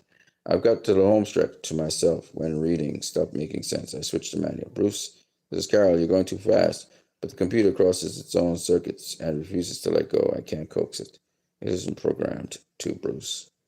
Bruce, you son of a... It shoves hot needles in my face and tries to make me blind. I'm in charge now, and I like it. When the front end launches all round, I know what's coming. I've just under 2 seconds to shut the mess down and forfeit the race. The engine, angry, argues the point with me. The finish line is close. It roars too close. The left front tire decides to turn all the way on its own. I laugh and jerk the steering wheel to the right. The nose digs up chunk of macadam. I look at it, then straight into the eye of the sun. This would be a good death, but not enough. Spectacular finish to the new money elimination as the Ferris 6,000 pinwheel across the finish line, a flaming coffin for Bruce Wayne. Or so everyone thought. Turned out the billionaire bailed out at the last second, but only by superficial burns. Lola? Thanks, Bill. I'm surprised anyone can even think of sports in this weather. Right, Dave? Right, Laura. Gotham Pacific Twin Towers. It's 97 with no relief in sight. Thanks, Dave. The heat wave has sparked many acts of civil violence here in Gotham City.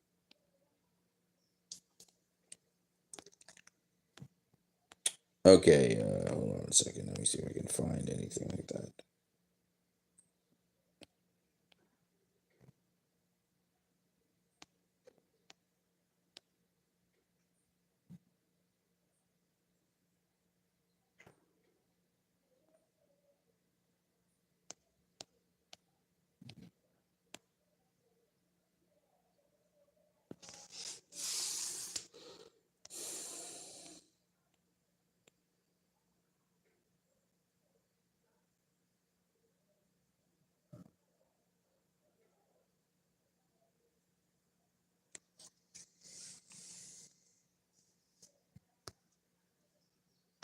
Okay, somewhere around here it says it. I'll feel better in the morning. At least I feel it less. It's night when the city smells call out to him, though I lie between silk sheets in a $1 million mansion miles away. When police siren wakes me, and for a moment I forget that it's all over. But Batman was a young man, and if it was revenge he was after, he has taken it. It's been 40 years since he was born. So apparently, he's been doing, in this version, he's been doing Batman for 40 years. In Batman v Superman, he was doing Batman for 20 years, I believe. 20 years in Gotham, right? He said. Born here, once again, he brought me back to show me how little it has changed. It's older, dirtier, but it could have happened yesterday. Could be happening right now. They could be lying at your feet, twitching, bleeding. And the man who stole all sense from your life, he could be standing right over there. Sees us, get around behind him. Come on, honey, slice and dice. I don't know, man, he's awful big. It's him. It is. And we know so many ways to hurt him. So many lovely ways to punish him. No, it's not him. Slice and dice, we got a quota. So many. I don't know, man. Look at him. He's into it. Not him. He flinched when he pulled the trigger. He was sick and guilty over what he did. Can't do murders when they're into it. All he wanted was money. I was naive enough to think of him the lowest sort of man. Let's hit the arcade, man. These are his children, a purer breed. Always a good time at the arcade, and the world is theirs.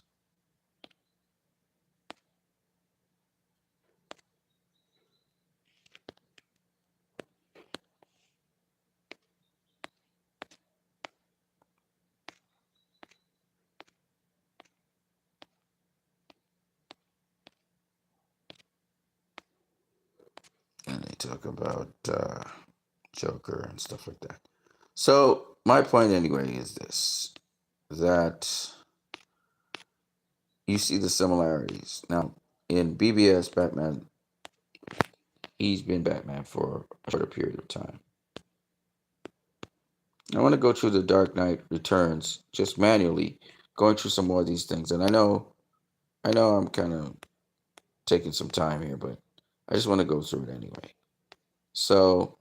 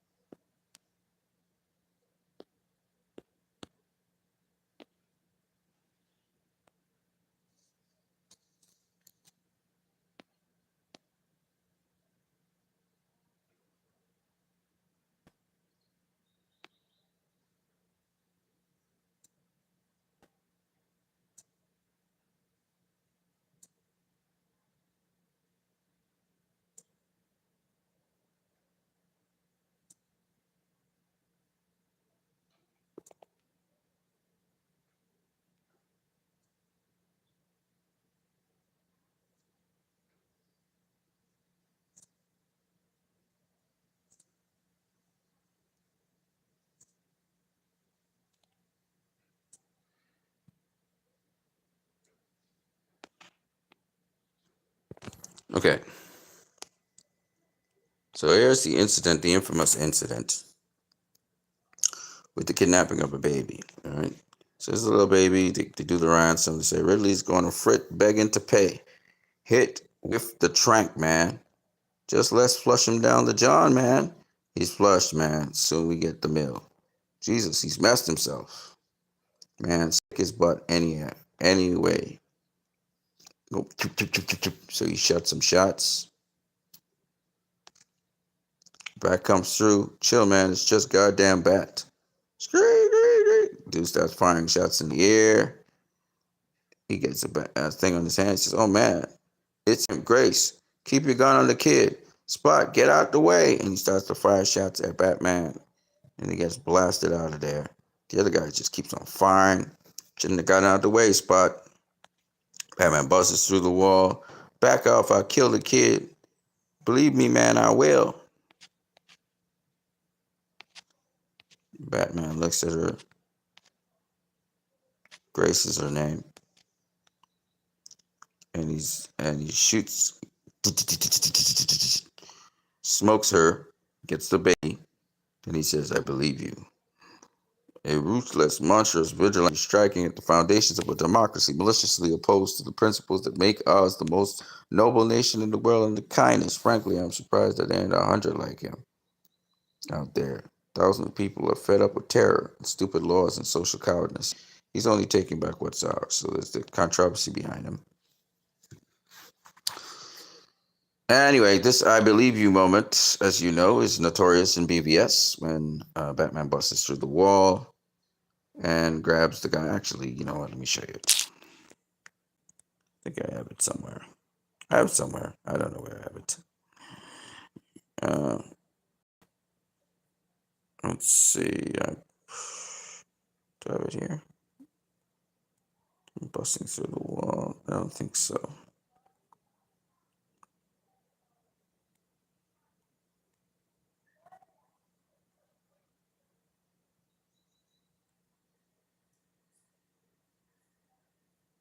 Maybe I do. Yeah. Anyway, Batman busts through the wall, says pretty much the same things that this guy says. So that's another one where BBS adapts that, and then you have some more stuff here.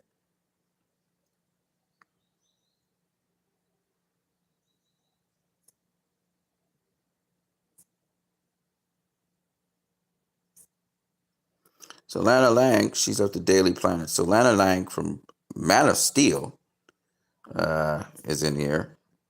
Journalist from Gotham City, Dr. Bartholomew, and they go on and on and on. Bartholomew's trying to defend the criminals. Meanwhile, we have a new Robin on the scene.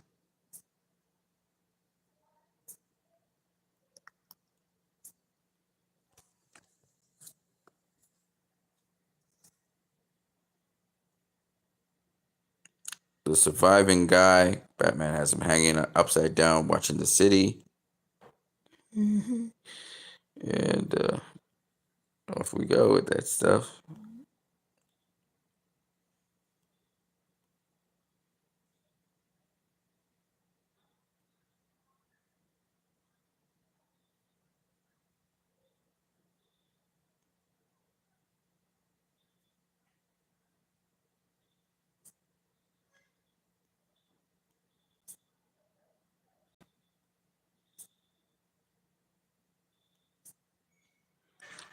He then takes on the head of the mutants.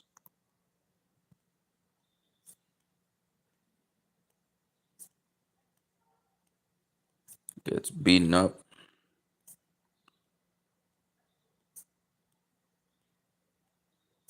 But he's saved by Robin.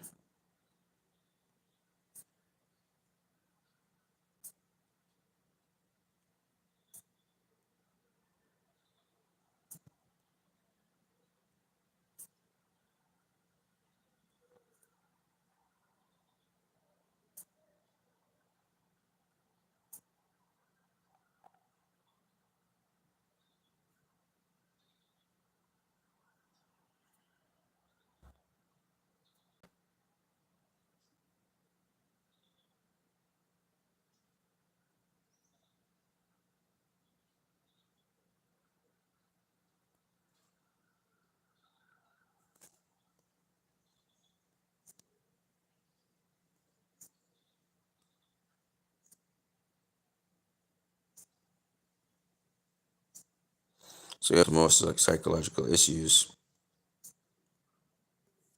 There's a lot of quotes in here that I pulled. You know,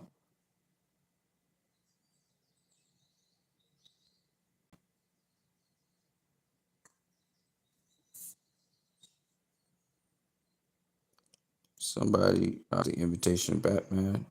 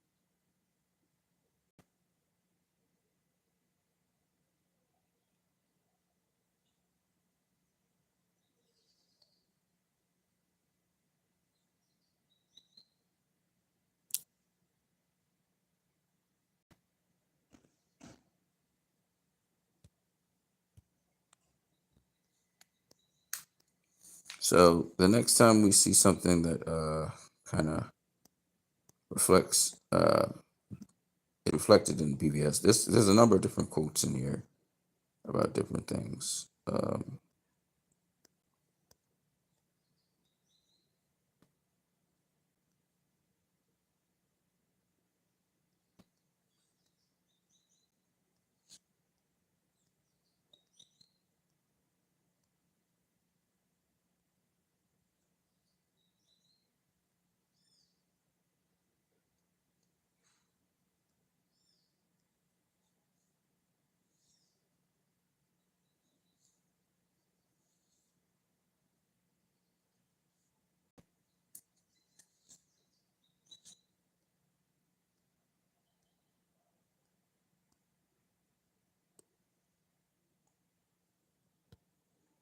We all know about the big showdown Batman has with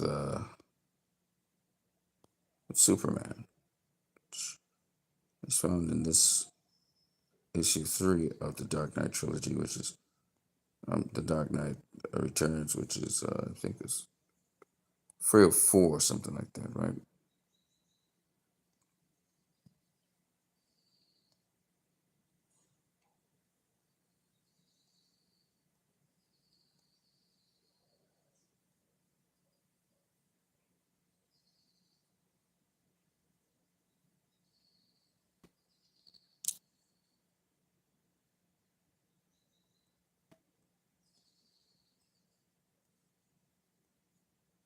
Okay, so let me get back to some of the stuff.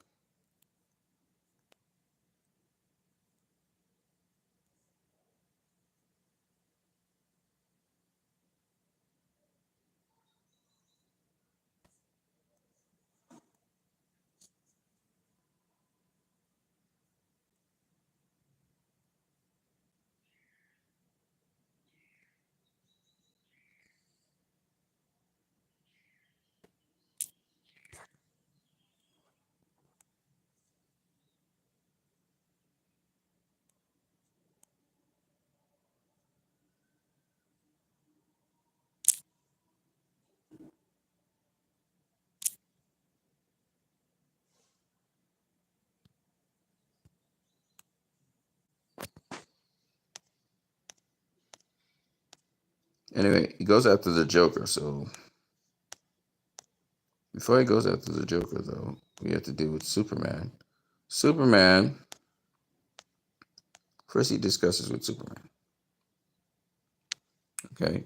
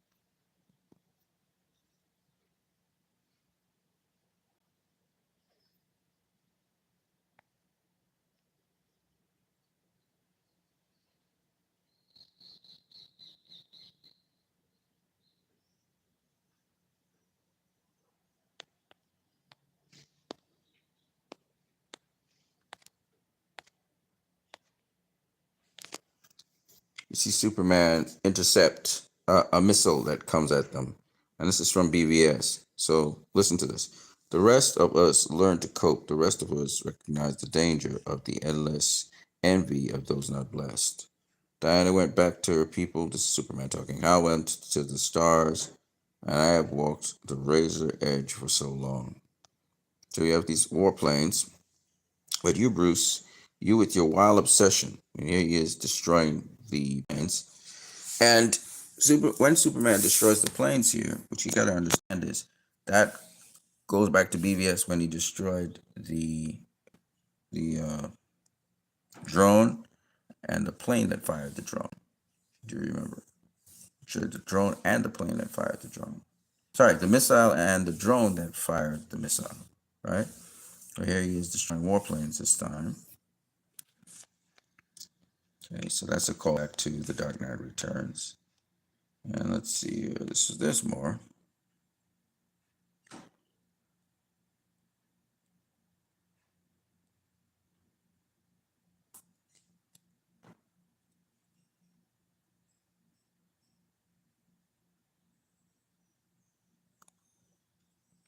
So the cool thing here, Batman uses his lead canister to disappear in the stuff. This is Joker when he gasses everybody. That's from Joker. So the Joker movie actually pulled from this. He kills everybody there. So Joker's launching this assault on everyone.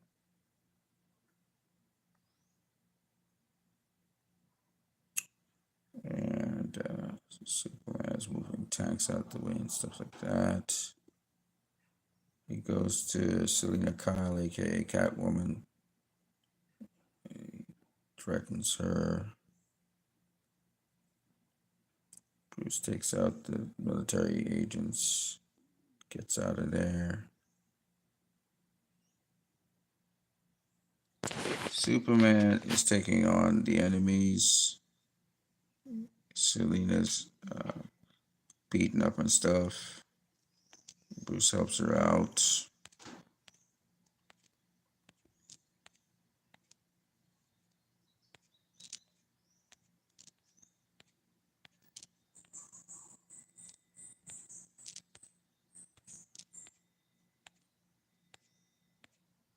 Superman's taking down different things.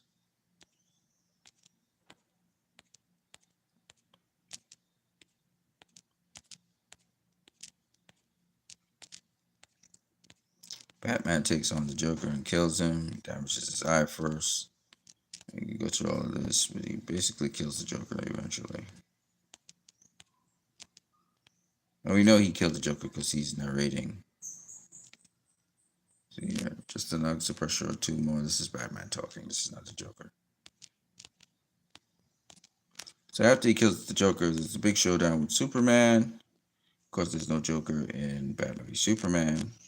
So there's a different reason why they show down. But he shows down with Superman. Issue 4.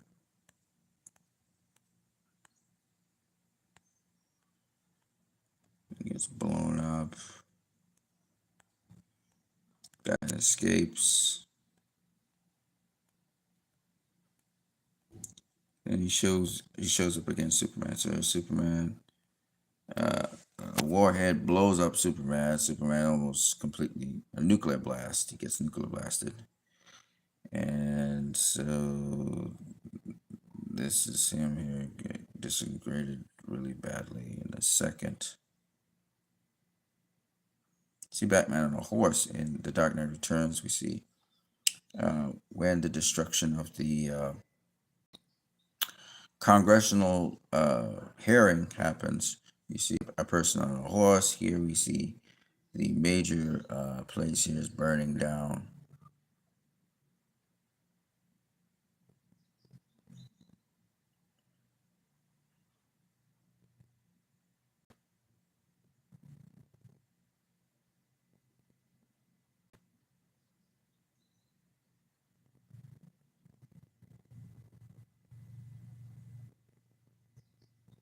see Superman mashed up, and you saw Superman mashed up in BVS. Then he regenerates as he's regenerating here.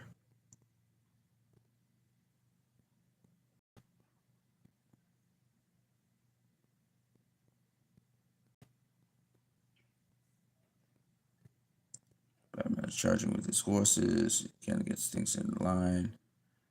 Commissioner Gordon saves his daughter.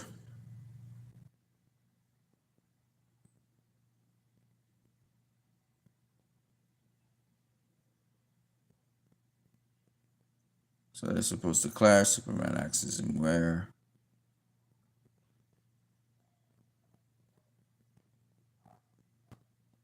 Superman takes up the tank, tosses it. Batman's. This is the clash between Superman and Batman. Batman on the ground, Superman in the air. And pretty much here is the battle that happened. So first, Superman goes at Batman. Batman uses electroshock, atomic blast to catch Superman. He starts to beat up Superman. Superman dismantles him easily. And then Superman gets hit with a kryptonite spear. It explodes on him. He gets weak, and Batman starts to beat the shit out of him. Same thing that happened in Batman v Superman.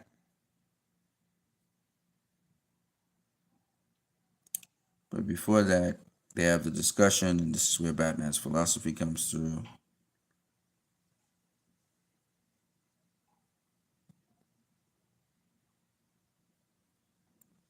You sold us out, Clark. You gave them the power that should have been ours, just like your parents taught you to. My parents taught me a different lesson, lying in the street, shaking in the deep shock, dying for no reason at all. They showed me that the world only makes sense when you force it to. So that line was said in BVS. She said, your parents said you were here for a reason, which was a little bit different. My parents taught me a different lesson. Okay. So now they fight, and Bruce says, I'm the one that beat you, and stuff like that. Of course, in BVS, there was the Martha moment. Instead of that, that ended the fight. But as you can see, Bruce has his boot on Superman's neck. As Bruce is about to die, or seems like he's going to die, Superman holds him back, and looks like he's gone. So that's basically BVS right there. Now, instead of Batman dying, Superman dies in BVS. So Superman goes to Batman's funeral in The Dark Knight Returns. And in BVS, Superman dies. So that's the little difference. It's kind of flipped on its head. And then the hope when Superman hears Batman's heartbeat. And in the end of BVS, you see the dust rising off of the coffin, giving us hope. And with Batman's heartbeat happening, that gives hope. And of course, Batman comes back, and he's plotting with the mutants who now become sons of Batman. So that's basically with Oliver McCall, which is the Green Arrow, and Robin. So that's basically that. And that goes into the next of the series, which is The Dark Knight Strikes Again, back, and then The Dark Knight Strikes Again. So there's all of those in that trilogy. But the point is, BVS closely follows this. And the thing about it is that the Batman in this, his philosophy, the way how he is, his haunting and all of that stuff, is definitely following this story. You see? Which is what makes it so cool.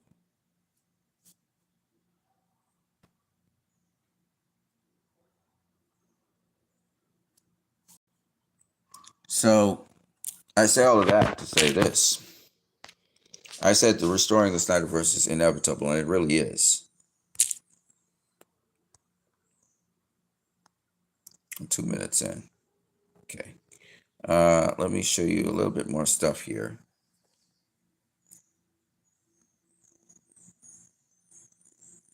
Still have the Free Palestine segment to do. So why are you hiding your underwear, little bro? They're talking about Superman not smiling much. Superman smiles a lot in Man of Steel. They're just blind to it. There's a talk about Matt Reeves' Batman joining James Gunn's DC Universe. That Superman movie got to do well first. Henry Cavill Superman is trending. We already know that.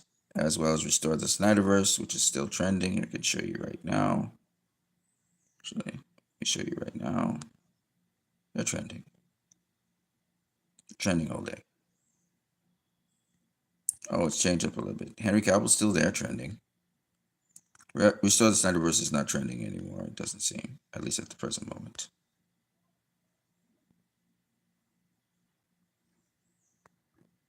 There was this question about, which is the more intimidating Batman? Is it Batfleck or Robert Pattinson? And obviously, I answered that.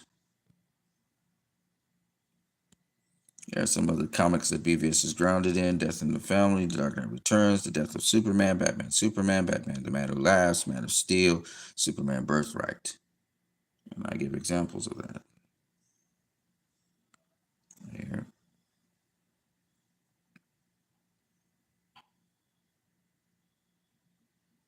Okay. So, no joke.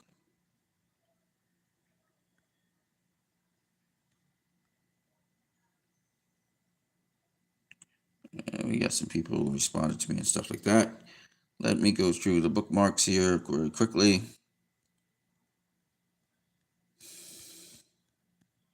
I think it's just a travesty if they try to merge Matt Reeves' Superman with that. Here is Man of Steel poster, which is really pretty dope. Again, it's capturing the Christopher Reeves thing. Of him flying. This is James Gunn's own. So this is what it is. I'll go into this in a minute. The guy says, I'm going to keep it real for some of y'all. If you're a Superman fan who's attacking or dragging others for excited for the Superman movie, you are not a real Superman fan. Simple as that. Let people be excited about a new era of the DC Universe. That's some Andy something. Hope says, who made you the authority to distribute certificates of real Superman fan? He's trying to say that if you're a Superman fan, you shouldn't be bad talking the poster. The point is, whoever wants to go see this movie, they're free to do so. But I'm also free to critique it. And I don't think the poster's all that. And that's just that. So some guy said, that 72K likes, the world's ready for my goat. Well, as my boy's saying here, he had 200K likes for Blue Beetle. Does that mean the world's ready for that? Wasn't. Okay, so let me show you.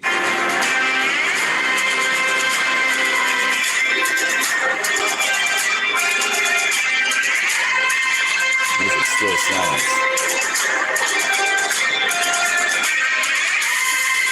11 years later, on this play. It sounds dope. I like this music. More than I like the other Superman movies.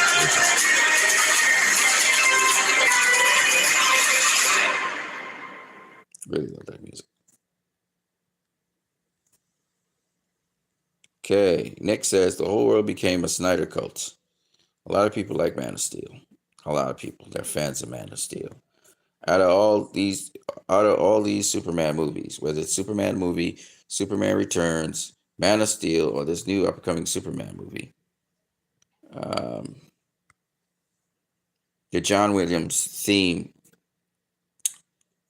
I actually like Hans Zimmer's theme better than John Williams' theme. I really do. Of course, the standout Superman in all the other Superman, they're dressed a certain way, they look a certain way. Of course, the first Superman movie, this is 1978 we're talking about. The first Superman movie was okay, right? Now, look back at it, it has little, kind of like Disney vibes to it. The second Superman movie with Superman going up against Zod, it's dated. Okay, the action scenes are just dated. Superman Returns was a flop. Man of Steel was the only non-flop after 33 years. So after 1980, where the second Superman movie came out, the other two Superman movies were flops. Supergirl was a flop. Superman Returns was a flop. And then Man of Steel came. And that's the first Superman movie after 33 years to not flop. The critics didn't like it. So it was a critical flop. But other than that, it wasn't a commercial, which is most important. Commercial flop. It wasn't that. And now we're going to have this Superman movie that recaptures Christopher Reeve's Superman, recaptures Brandon Roth, which is Christopher Reeve's Superman. They're just still going back to there. I don't know why they keep on doing this to themselves. Right? Brandon Roth had a slightly different design for than Christopher Reeve, but it's basically the Christopher Reeve design. It was the Christopher Reeve Superman returning as well. And then that didn't do well. And then Superman, they're going back to it. I don't know if Warner Brothers just does not learn their lesson. They're just not learning their lesson. And that's too bad. Because it's going to bite them in the ass. Hope says this, which is really funny. Just give them more colors and wait for it to flop. Just do nothing else. So there's Superman with the blue, the yellow, and the red. And it's kind of, trying to show that he's flying up in the air for some reason. And then there's Wonder Woman with the same colorful stuff, and that was a flop. Then it was the Flash, again, trying to show the speed or whatever, and that was a flop. Why are they continuously doing the same thing? This is Warner Brothers, and you could tell it's by committee. They came together with a committee. Maybe James Gunn is working with what's his name? The head of Marvel. What's the head of Marvel's name? I forgot what the head of Marvel's name. Probably working with him, but they can't find the formula for Superman. They just don't know what to do.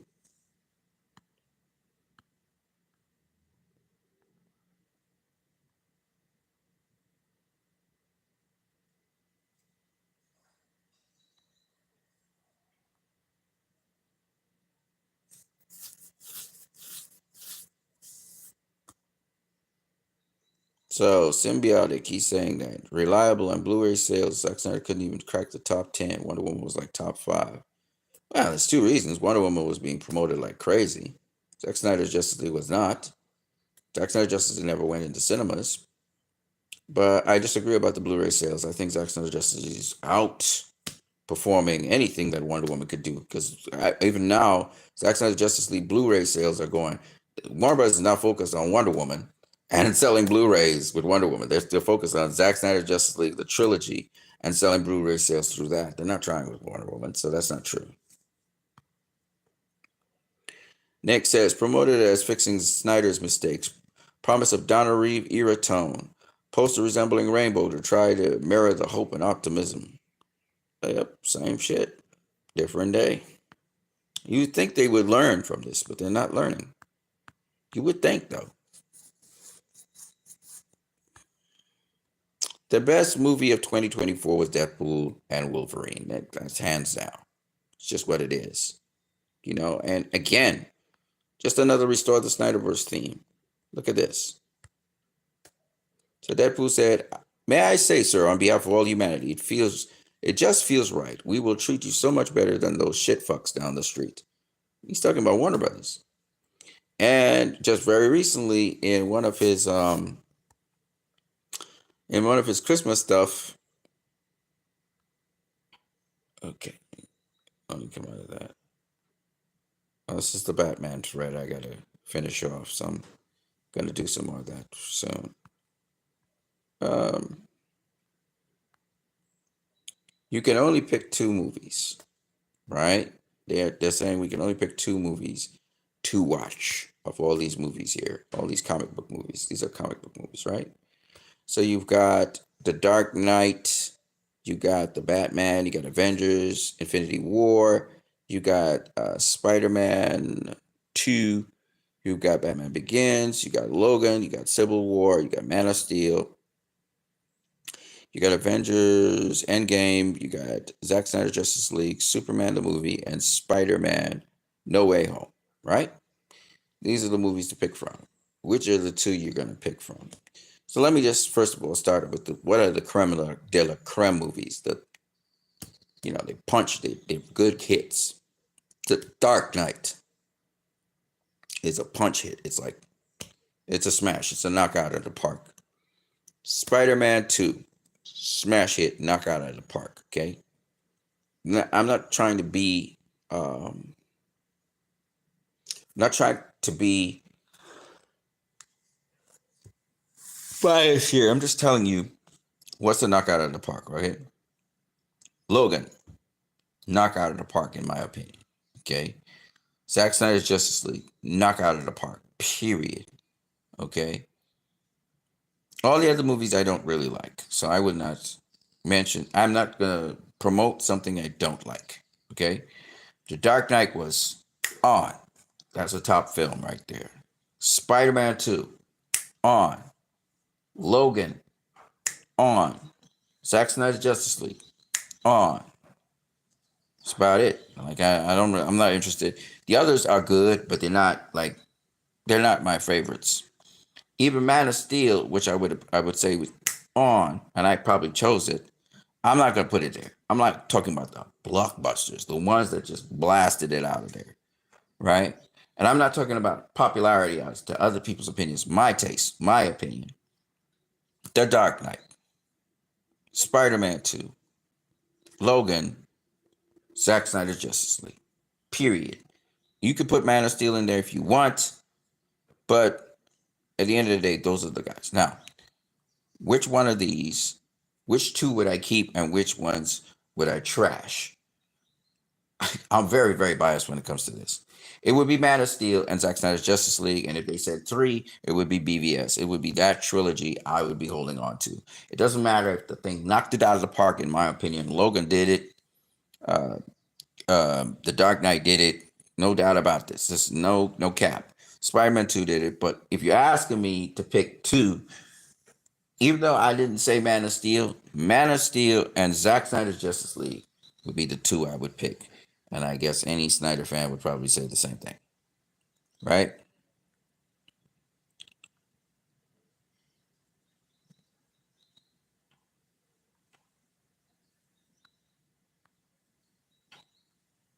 Christopher Nolan said this about Zack Snyder's Man of Steel in 2013. I believe that Zack has done in Man of Steel will define Superman for a time. I've seen a lot of concept art in my time, but I've rarely seen such focused visual power. And I rarely seen the promise of such imagery actually delivered onto the screen. And that's what Zack does. And you know what? I think Nolan's going to be right. Because everybody's trying to bring back Christopher Reeve, and Zack is the only one who has done something novel, something different from that. I think it's going to be the Superman of our time. I think Henry Cavill's really loved. As you can see, he's trending right now. Restore the Snyderverse was trending this morning. So it is what it is.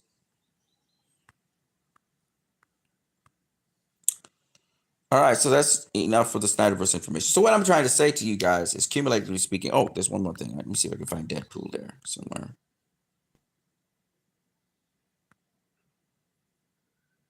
If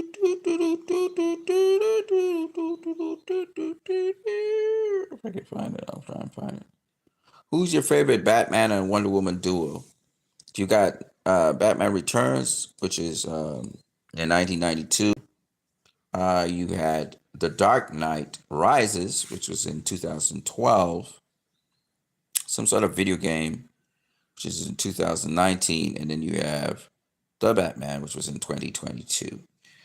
And so, I mean, this ain't rocket science, ladies and gentlemen. The baddest duo when it comes to Batman and Catwoman is Batman Returns 1992. I mean, I don't need to do much. I'm going to just show you. I don't have to say much. I just have to show you. Let's check this shit out.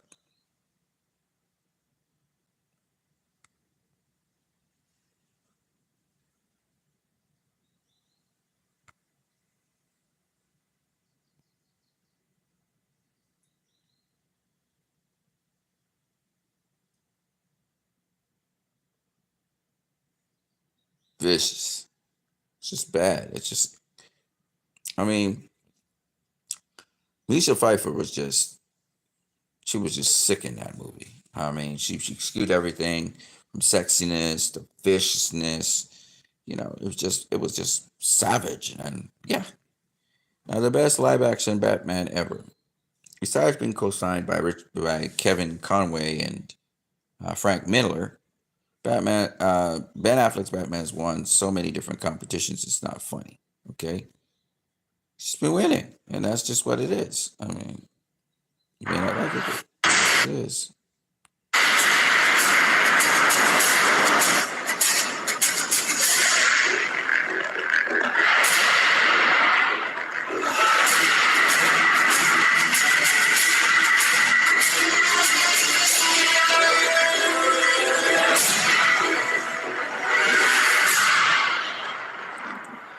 It's just what it is.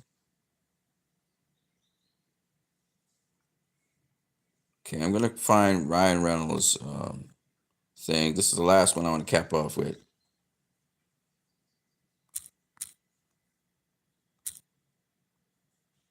There you go. Ryan Reynolds is as hilarious as they come.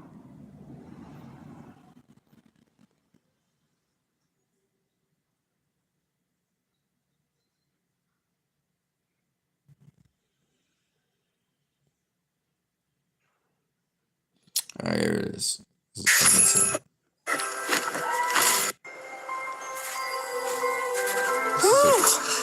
Benevolence is thirsty work.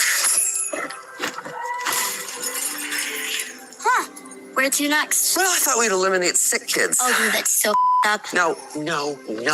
We're eliminating the sickness by encouraging people to donate. We're going to need some help. Because you and I are technically R-rated, and these are kids. Sick kids.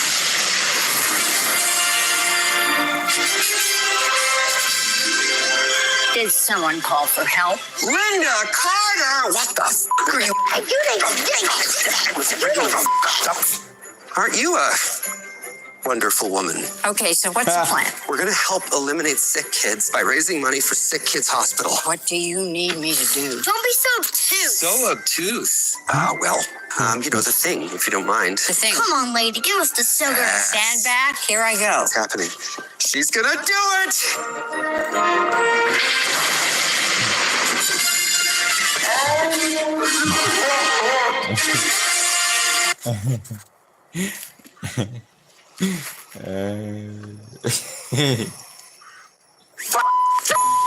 Who did this? The DC lawyers, I knew it. That's an ugly sweater. Yeah, it's probably the same guy that got Cavill and that other Batman. Let's ride.